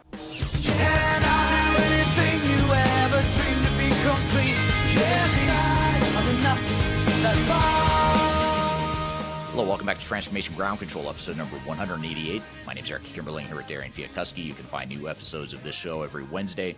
Just go to transformationgroundcontrol.com to see all the past episodes that we've ever published, going back to early 2021, episode 1. You can see it all there at transformationgroundcontrol.com. And I'm here with Derek Selchow talking about mergers and acquisitions and digital transformations in private equity-backed firms and ERP implementations in private equity-backed firms. I've got a lot more questions I want to get to, so let's jump back into it. Segue into another thread, which is change management. You talked about people getting used to the technology and that sort of thing. Before I get into some of the more tactical change questions I have for you, just at a high level, when a company's PE backed or going through mergers and acquisitions, that's just a lot of change for an organization in general. Yes. Forget technology for a minute. It's just a lot's changing. We've got new ownership. We're probably reorganizing. We're probably changing processes. There's probably a culture shock because now all of a sudden we're focused on different metrics or whatever the case may be. What's the temperature of these organizations in general? I know everyone's different and it might vary wildly, but just in general, how would you summarize or generalize the temperature of an organization that you work with that is either PE backed or going through some merger or acquisition? Is it chaotic? Are people stressed out? Is it exciting? Like, how would you describe it? Yeah, it really depends on the nature of where they are in their cycle. So the first example I'll use is a founder-owned business. He or she has grown it to such a level, and then now it's kind of time to cash their paycheck, so to speak, and sell to a buyer, whether it's PE or a strategic buyer. What we tend to see in a founder-owned organization where it was kind of scrappy, they built it themselves, they created this great organization, this great asset, there's quite the resistance to change, and they almost see it as, any suggestion of maybe a new platform, new system, or a different way of working is almost seen as an indictment of that's not what we used to do. Right. Because what we used to do worked and it got us here. And we kind of have a turn of phrase that is, what got you here is not going to get you there, right? Right. There's a reason you're going through this transition, and it's to grow and scale. And so everything that you did to build this thus far has been great, but that doesn't scale. And let's chart the course together, right? That doesn't always go smoothly because there is a lot of pride of ownership. Mm-hmm. Now, contrast that with a firm maybe that's on their third PE ownership, third PE sponsor. They're like, oh, okay, I've seen this playbook before. I kind of know, I know how this works. I know what kind of the overall objectives are. And so there's a little bit more comfort in kind of knowing how these cycles work when they've been through kind of multiple transactions, multiple transitions. So what we tend to see to kind of address that first scenario with the founder own is to plug in some leadership and some staff that's been through, a private equity cycle before to kind of build that knowledge base of what to expect when you're now owned by PE. And that tends to work really well because where we see it successful is when that person has been in the industry, but then so they have credibility. Otherwise, the walls go up, or like, oh, you're just a management consultant. Like, what do you even know how I run my business?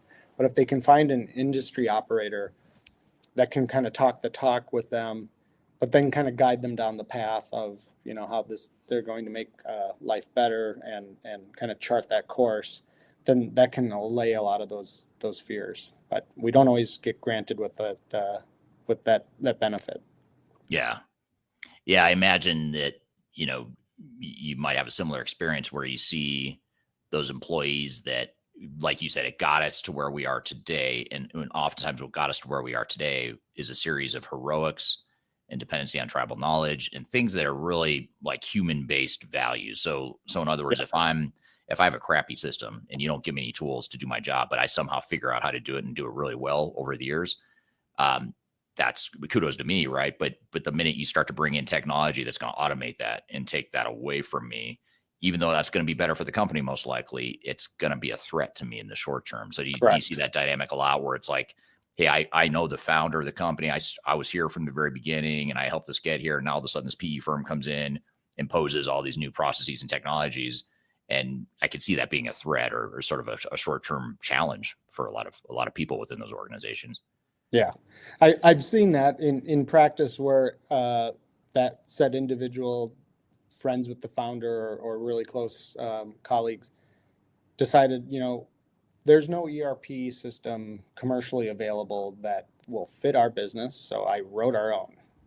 Right. Where, like, you had the best intentions, but a lot of times the advice we give those firms is like, you're not in a software development business. Like, you're a manufacturer or you're a distributor, right? So you don't have necessarily the software development skills to actually run a proper software development, organization, even though you felt that like you developed your own ERP system that's perfect for the way that you do business right now, right? And that's really kind of something that we are on the lookout for, is like, yeah, it's perfect for the right now, but it's not going to continue to scale and grow. And there's a real support risk, or a key person risk is the other thing that we tend to call out in diligence as well. Is there someone that's got all the knowledge trapped in their brain and like they hold the keys, and if anything happens to them, like, we're going to be really in trouble. That can happen even with commercial software, or like, as you probably know too, with integrations, right? They have a really complex kind of Byzantine kind of integration environment, and there's like one person that knows how to restart all the SQL jobs to keep making everything kind of run on time.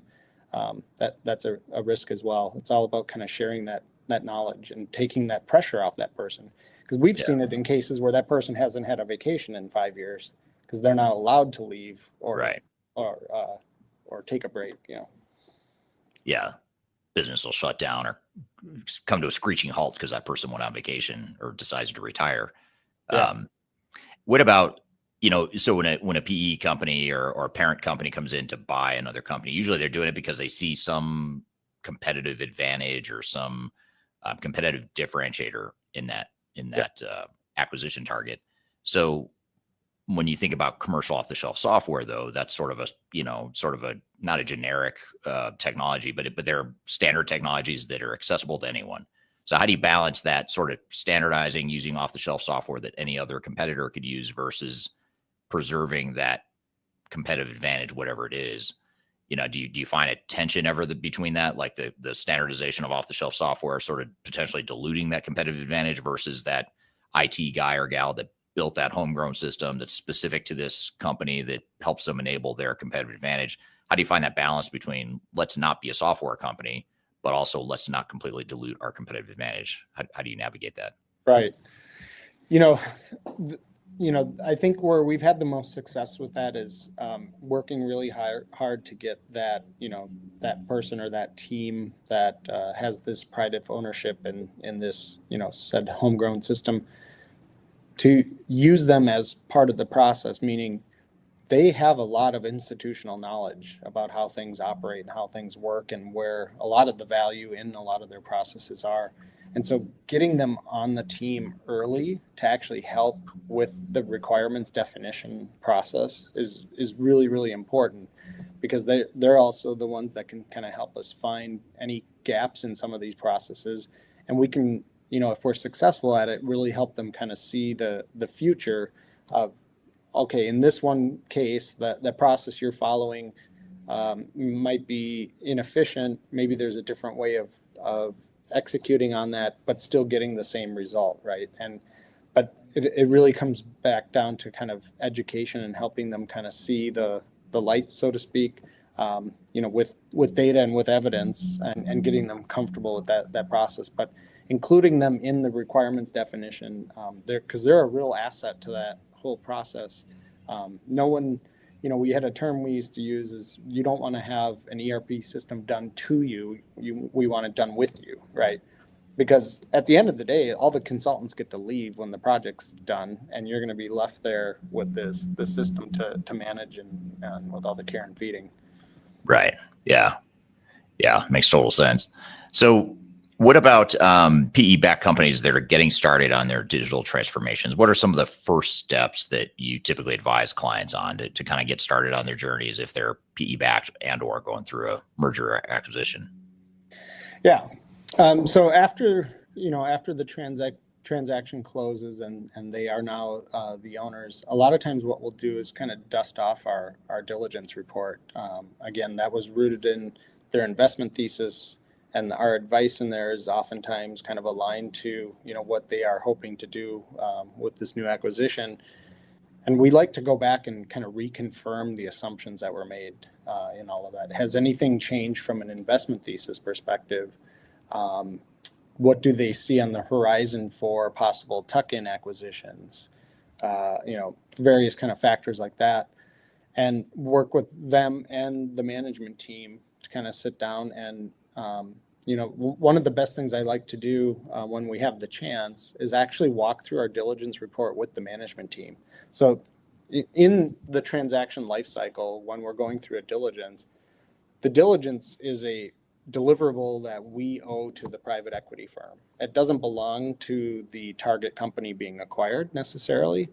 And in a well-run organization, after the transaction closes, the PE firm will sit down with the management team and kind of share the findings that came out of all the diligence providers, quality of earnings and legal and all of them. We really like to have that opportunity to kind of walk through our analysis and our justification with the management team. And again, part of it's a people part of the equation, to kind of get them kind of thinking the way that we put our advisory report together, to kind of help them on that journey. So we're not always just calling their baby ugly. We want to kind of walk through the reasoning and kind of show the receipts, if you will, to kind of justify where we're coming from. And that goes a long way to kind of getting them in the boat, so to speak, to get on board with what's being suggested. And then through that process, they may have even had some of their own, epiphanies, because they've probably been diligenced by 3, 4, 5 firms, all asking similar questions. And so the management teams that are paying attention are like, every one of these firms asked about why we have an out of support ERP system in the server closet, behind the reception desk. Right. That's probably an issue, since they all kind of like honed in on it and asked questions for 30 minutes. That's probably an issue. Right. So the light bulb kind of goes off. But yeah, reviewing that advisory report with the management team is a really valuable exercise, so that they get a sense where we're coming from. Yeah. Yeah, that's a good point. And identifying where the risks are, and because those reports typically are showing why there's an interest in the company, but it's also showing what the concerns are, the risks, or the opportunities for value creation that maybe haven't been tapped into yet. So really understanding that up front, I could see it sort of gives you a clear direction of where to go. And the competitive nature too of it is these management teams and these companies, they like to know how they stack up against other companies. Like how are we doing? It's almost kind of like a classroom environment, right? Like, how's our report card look versus the student sitting next to me? It's kind of a similar sort of competitive thing. It's like, how do we stack up? Like, where are we on that journey? Yeah. Right. Yeah. Yeah. Yeah. And I think, again, back to the point I made earlier, that your point we were talking about earlier is, even a non-PE backed company, if you could think that way, think about, how you might position yourself for a sale, or how you might maximize the value of your organization. That should be the guiding light for how you deploy technology. It's not because SAP told you you've got to get off ECC by 2027 or else they're going to stop support. That's not a good enough reason. I mean, that might be the impetus for why you go through the project, but you've got to take it a lot further than that and say, okay, well, let's think like a PE firm here now. Like, what do we do to manage risk? How are we going to manage cost, time, resources? What's the business value? What are the KPIs? What's the strategy? All that stuff. And if you start going with that mentality, even if you're not PE backed, that's going to help tremendously. And I don't think enough companies do that, in my opinion. All right. Thanks, Derek. Great conversation. Appreciate having you here today, and so much good content there that Darian and I are going to debrief on a couple things here and sort of build on some of the things that you shared with us. So thank you for that great conversation. We're going to take a quick break. When we come back, we'll expand on some of the things that Derek and I just spoke about, but we're also going to, after that, share with you some lessons from ChatGPT as it relates to digital transformation. So if AI said it, it must be true and it must be real. So let's see what ChatGPT has to tell us about that. But we're going to get to all that here in just a moment. But first, we're going to take a quick break. We'll be back with more Transformation Ground Control. Just tell me what you've got to say to me. I've been waiting for so long to hear. I'm excited to share our newly released 2024 Digital Enterprise Operations Report. This free download is available on the Third Stage website at thirdstage-consulting.com. This report is truly packed full of technology-independent and agnostic insights for your project to ensure that you're strategically optimized for success. Download your copy today with the QR code in front of me, or visit our website for more details. Hi, this is Eric Kimberling with Third Stage Consulting and your host of Transformation Ground Control. I want to encourage you to read our Guide to Organizational Change Management. It's a free report or a free guide that we published. It's one that I actually wrote that talks about best practices and lessons learned as it relates to change management. So as you know, on this podcast, we cover a lot of stuff related to the human sides of change, organizational change management, including training, communications, org design, all kinds of stuff as it relates to change management. So if you're trying to learn more about change management, or you're looking for more direction and ideas on how to get started on your change management strategy and your overall journey, be sure to check out this guide. You can read it by scanning the QR code on the screen in front of you, or in the links below for this particular podcast episode. You can find a link to take you to the page that will allow you to register to go ahead and download that and read it for free. So be sure to check it out. It's the Guide to Organizational Change Management, written by yours truly. I hope you enjoy it. Let me know what you think, and hope you enjoy the rest of this episode.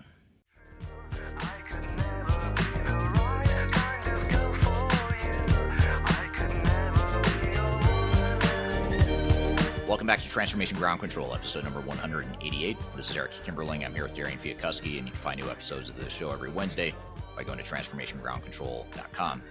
So, Darian, we just had Derek from West Monroe Partners on the show. We talked about mergers and acquisitions and private equity-backed firms and some of the nuances that make these sorts of projects unique, especially when compared to companies that aren't going through a merger or acquisition.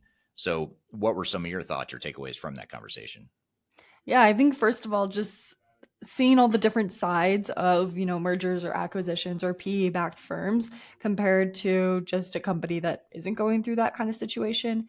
And, the challenges or the different things that they face with that. I think it was super interesting to learn from him what he sees kind of on the daily basis with that.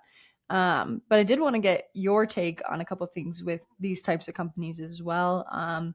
First of all, how do you think that private equity-backed firms view initiatives differently from other firms? Yeah, so my experience is similar to what Derek had said. I mean, a couple of things. One is he talked about how PE firms don't want a gold-plated ERP implementation. And I think that's a good way to put it. I had never said it that way, but I like the way he summarized that. And that's very true in my experience too. They don't want to spend a ton of time and money overcomplicating things or making it perfect or trying to automate every nook and cranny of the business. They just want to focus on, let's get the maximum business value for the lowest cost and least amount of time.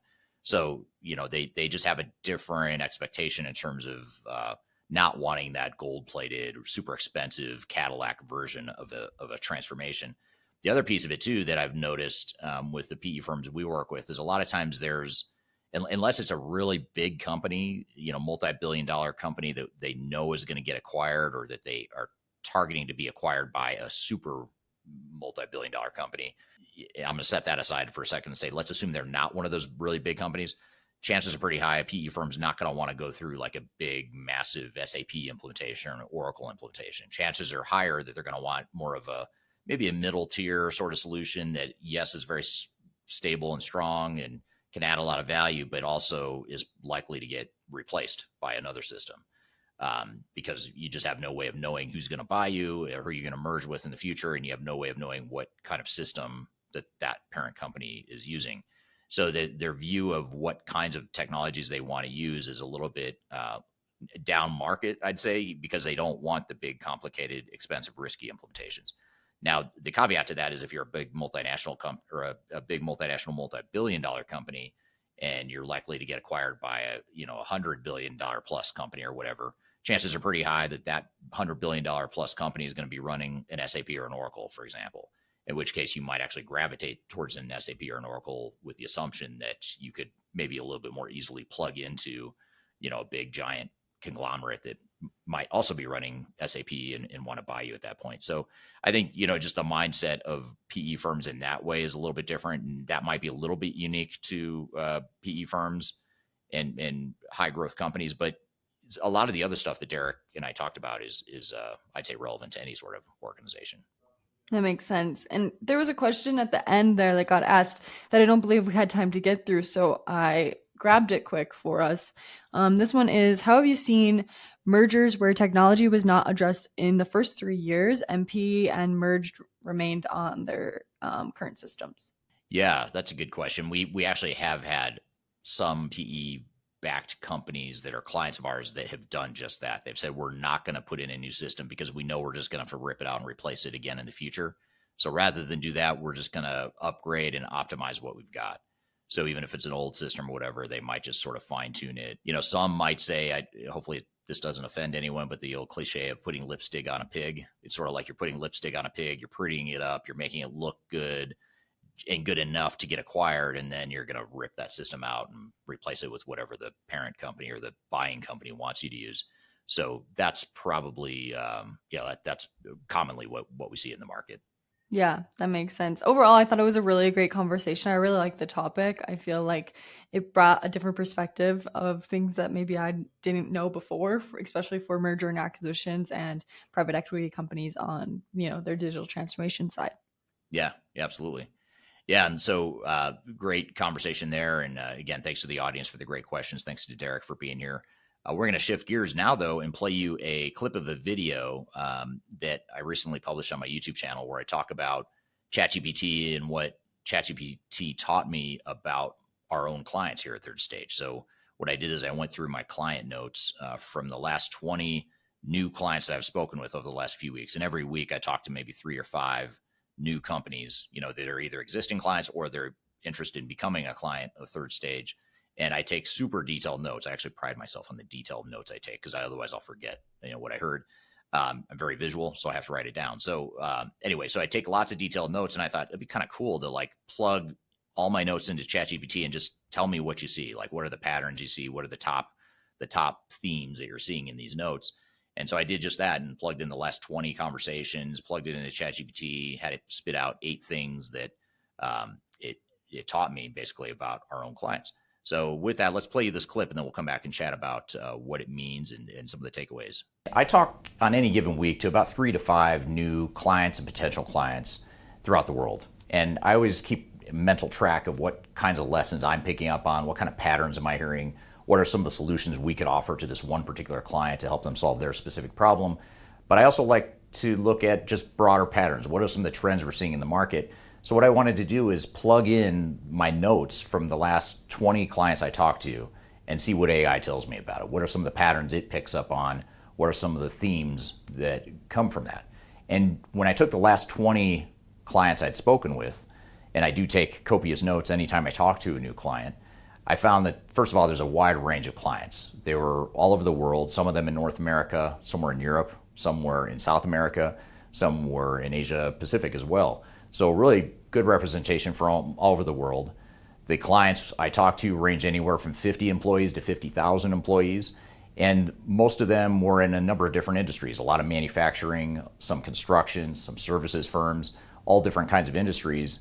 And most of them were replacing some sort of legacy system as part of their digital transformation, ranging from SAP ECC to JD Edwards to QuickBooks to Bond. There's a lot of different systems that they were trying to replace. And these are the 8 things that AI told me were the most common themes in those last 20 conversations. Before we dive too far into today's content, I want to share a little bit of information about Third Stage Consulting and who we are. Third Stage Consulting Group is an independent technology agnostic provider of consulting services to help clients through their digital transformations.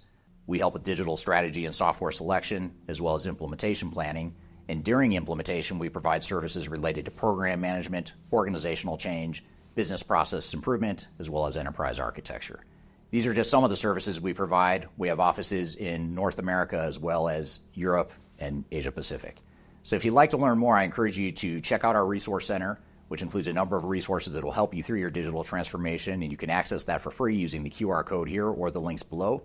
You can also reach out to me directly if you'd like to discuss your digital transformation and brainstorm ideas on how to improve where you're headed on your journey. Now let's jump back into today's content.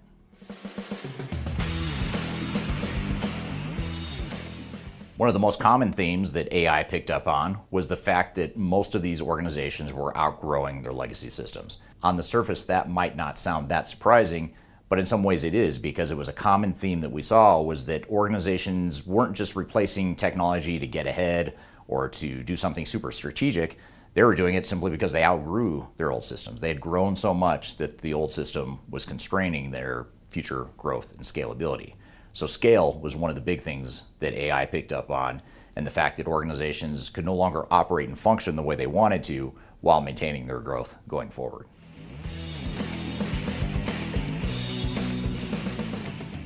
Another common theme that AI picked up on when I plugged in my notes from client conversations were the cultural shifts that organizations were planning to go through.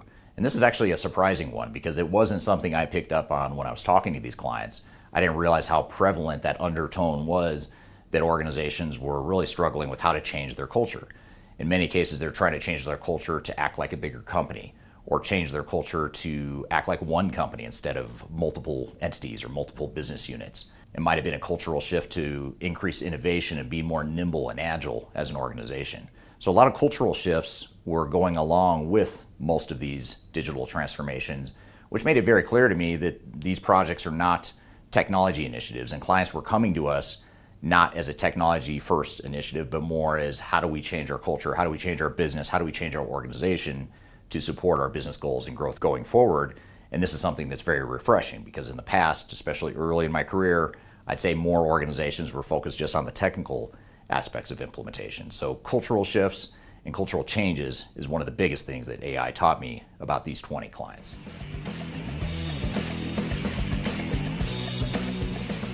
When AI analyzed my notes of client conversations, growing pains is one of the most common themes it picked up on. Organizations were struggling with growth. They were going through growing pains, partially because they had outgrown their technology and their legacy systems, but also because just as an organization and operationally in general, they were experiencing growing pains.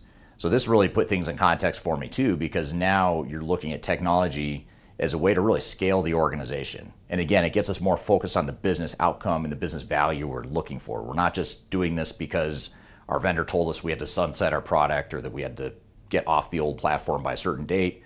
We're looking at how can we use this technology to really enable business processes and organizational enhancements that help us scale for growth going forward.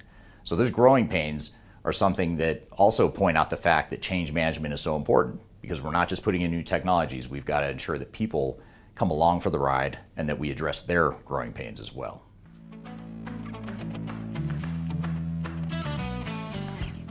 Another interesting finding that AI taught me about the client notes that I entered into it were that data integration and data accessibility were two of the big themes that organizations were struggling with. They're trying to find a way to get better visibility into data and really get to information. They're not just looking for reports. They're not just looking for historic, backward-facing numbers. They're looking for insights and to help them really understand their business. And so many organizations that I talk to on any given week or any given month have situations where they have systems and data that are in silos. And those system and data in silos create a situation where you have people that have to manually go find that data, go manipulate it, go put it together, and go make sense of it all. And that's a very time-consuming process that not only is inefficient, but it's prone to human error, and it's more likely that you're going to get information too late to really be able to do anything informative with it. So ensuring that we have integration between systems and with data, that's another thing that AI taught me about these clients that I've recently spoken with. We're playing you a video of what ChatGPT taught us about our clients here in recent months. We've got a lot more to cover. We're going to continue playing you this clip here in just a moment. Be sure to stick around. We're going to take a quick break. We'll be back with more Transformation Ground Control.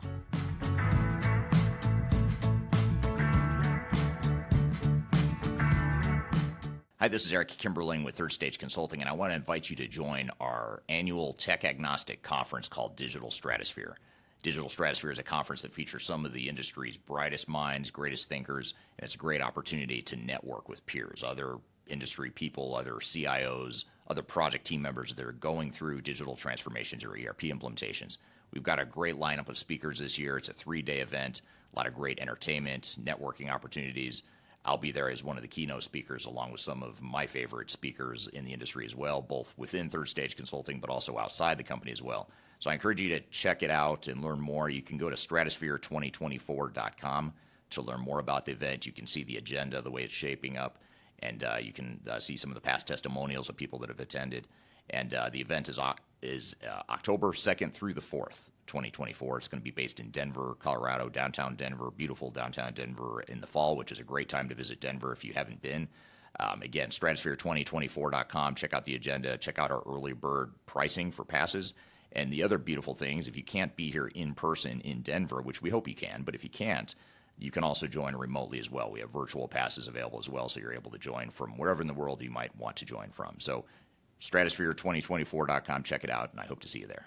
The last thing you want to have happen is for your digital transformation to end up in court. I've been doing this for 20 years and I have seen everything. My name is Marcus Harris. I'm a software and technology attorney focusing my practice on drafting and negotiating software-related contracts and litigating software disputes across the country. Feel free to reach out to us at taftlaw.com. We'd love to talk to you about the litigation process and what you can expect.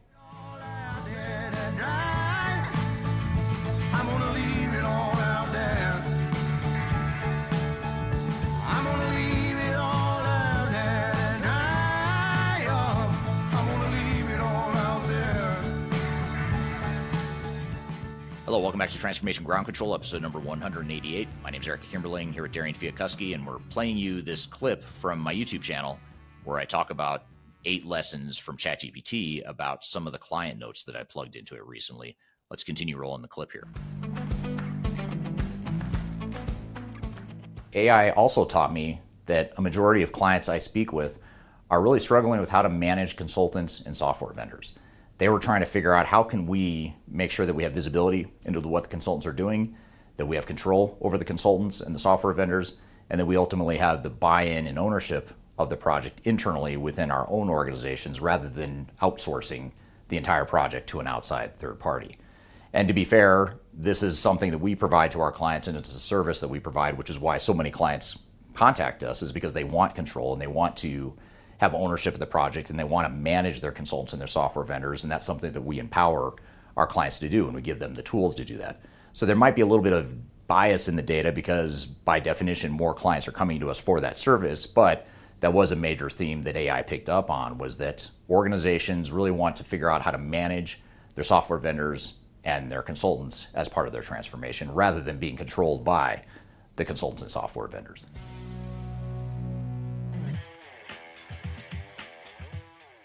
One of the most surprising things that AI taught me about the subset of client notes that I plugged into the model is just how important regulatory compliance is.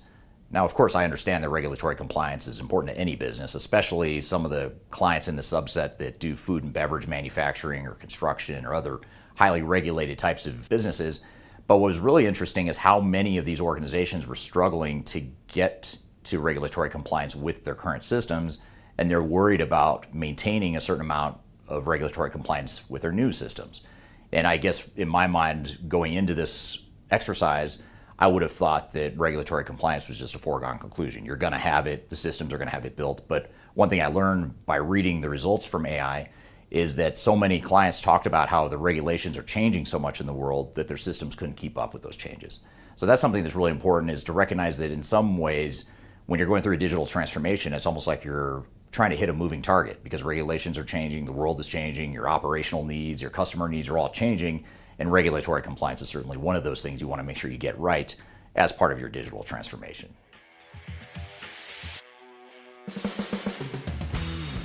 People and human challenges are another thing that AI picked up on when I plugged in my client notes. One of the underlying threads that AI picked up on is how important people and human challenges are to organizations. And this is refreshing as well, because I've always believed that people and human challenges are one of the biggest sources of problems and challenges with implementations. But I also have always felt as though organizations don't fully recognize that until they get far into their implementations, in many cases until it's too late. So it's refreshing to see that AI picked up on the fact that people and human challenges really are an underlying thread and sort of an undercurrent in people's worries and goals that they're trying to accomplish as part of their digital transformation. And this is part of why organizational change, training, communications, all that stuff is so important to make a project successful, because chances are pretty high that even though most organizations are thinking about people and human challenges, I would argue that even then they still don't fully understand the full breadth of how big those people challenges will be as they get through their digital transformation.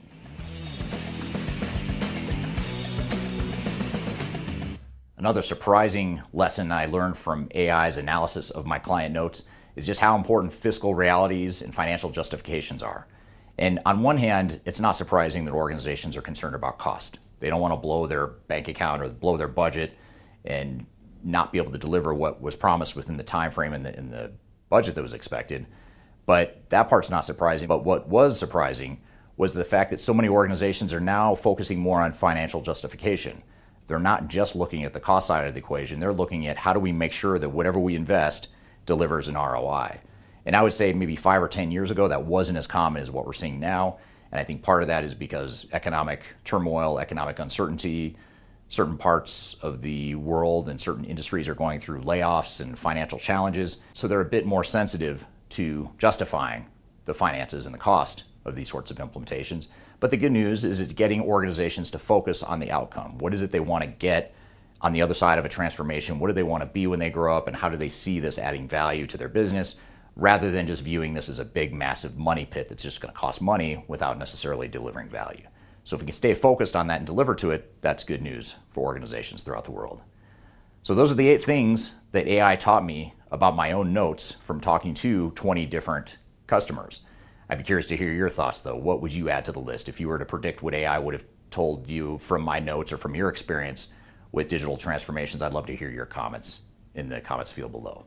So Darian, we just played this video clip of some of the lessons from ChatGPT as it relates to our clients. What were some of your thoughts and takeaways from that video once you saw it? Yeah, I think first of all, I think it just showcases the power that AI, like ChatGPT especially, is starting to get, where it can pick up on patterns, like you said, that maybe you didn't even recognize at first with your notes or with thinking about your past 20 clients. So I think with that information, I think you can leverage it in a lot of different ways, which is really nice. Were you expecting AI/ChatGPT to be able to pick up on the patterns as well as it did? Or what were you kind of expecting going into this? I had no idea what to expect. Honestly, I was prepping for a batch of videos that I knew I was going to film that day. And so I just thought, well, let me take my notes and just see, if I could summarize what I'm hearing in the market. And I started doing it myself manually. And I thought, why don't I just plug it into ChatGPT and see what it says, and it'll give me the outline for my video. So that was ultimately why I did it. And but to answer your question, I was sort of surprised at how well it sort of picked up on the themes. And what was interesting is some of the themes, like, it sort of resonated with me, and I thought, yeah, that's sort of what I thought too after reading those 20 sets of notes. But there were some other things I was like, wow, I didn't really pick up on that. I can't remember which one. I think it was the regulatory piece, for example. that was one that I just didn't, obviously the clients talked about regulations and regulatory compliance and that being an important thing. But I suppose in my mind, I might have underestimated that, not because regulatory compliance isn't important, but because I always think of it as sort of an afterthought, like not an afterthought, but you assume that new technology is going to help you be compliant from a regulatory perspective. But what we're learning from ChatGPT, looking at my notes, is that's not the case, is that there are still regulatory compliance issues, both for companies that are trying to deploy new technologies, but also ones that have already deployed newer technologies, and they're trying to get the most value out of it. So that's just one example of something that was surprising that I did not pick up on qualitatively from reading the notes. Yeah, that's super interesting. Do you think that, I know you scrub sensitive information, and obviously you have to do that right now with, it being a public AI and everything. But do you think in the future you're able to use AI in different ways to maybe understand clients' needs better, or just look at it from a different perspective? I think so. I mean, I think especially when you talk about business processes and workflows and process mining, we use a process mining and business process management tool as part of our consulting engagements. I could see us being able to take that and use AI to sort of help us not just qualitatively pick up on where the bottlenecks are, where the inefficiencies are, where the opportunities for improvement are, but also using AI to help identify some of those things. Maybe, like I said, like in the example of the regulatory compliance piece of it, it's not that I didn't know the regulatory compliance was important, but it's that I didn't realize how big of a deal that was to those 20 clients, or at least, a big subset of those 20 clients. So I could see AI maybe helping shine a light on some of the blind spots that we have as humans. And we as consultants, we're not perfect, and we do have blind spots, as demonstrated by the example I just gave with regulatory compliance. So, it's, I think AI could be almost like not a coach, but it's almost like you've got a second person, like another set of eyes to kind of validate what you're thinking and maybe give you some additional ideas. So, and it's a super cost-effective extra set of eyes too. For sure. Yeah. Super cost effective. I think another way that I know we've kind of chatted about before potentially, but I think even with you doing this exercise with clients proves that even in the hiring process, or if you're looking for hiring, you can plug in resumes or cover letters or notes that you take from interviews and stuff like that, and then really have AI break everything down and see if it would be a good potential fit for your company. Yeah, like tell me the strengths and weaknesses of this candidate on paper, at least. It's AI won't tell you the cultural side of it, which to me is, for us at third stage, that's at least half of the value of a candidate is the cultural fit. But it could tell you the other half, which is, do they have the right skill set? What blind spots do they have? What challenges might this person have fitting into what we need from them skill set wise? So absolutely, there's so many different ways that you could be using AI just on a small scale, and those small examples can add up to a lot of efficiency gains. Yeah, for sure. I mean, this was a really good example and exercise I think you did. I'm glad that you did it, because I think I learned how to maybe use AI in a different way that could be beneficial for a lot of things. Well, very cool. Well, thanks for that, and thanks for your great follow-up questions there. Thank you to the audience for being here today and the great questions you all have had. Thank you to our guest, Derek Selchow from West Monroe Partners, for being here to talk about transformations in M&A and private equity-backed firms. You can find new episodes of this show every Wednesday. Go to transformationgroundcontrol.com. If you just can't wait until next Wednesday when our next episode comes out, go to transformationgroundcontrol.com. You can watch all 187 past episodes, ones you've missed, or if you want to watch them again, you certainly can. They're all out there archived on transformationgroundcontrol.com. Again, the show is sponsored by Third Stage Consulting Group, an independent consulting firm that helps clients through their digital transformation journeys. And if you'd like to learn more about Third Stage, you can reach out to myself. You've got my contact information in the show notes below, wherever you're listening or watching. Be sure to reach out if you've got questions you want to chat about how we can help you through your transformation. Show is produced by Major Tom Productions. If you'd like to learn how to sponsor the show, you can reach out to Mindy at majortom-productions.com, and her information is included in the show notes below as well. So thank you all for being here. Have a great rest of your week, and we'll see you next week on Transformation Ground Control.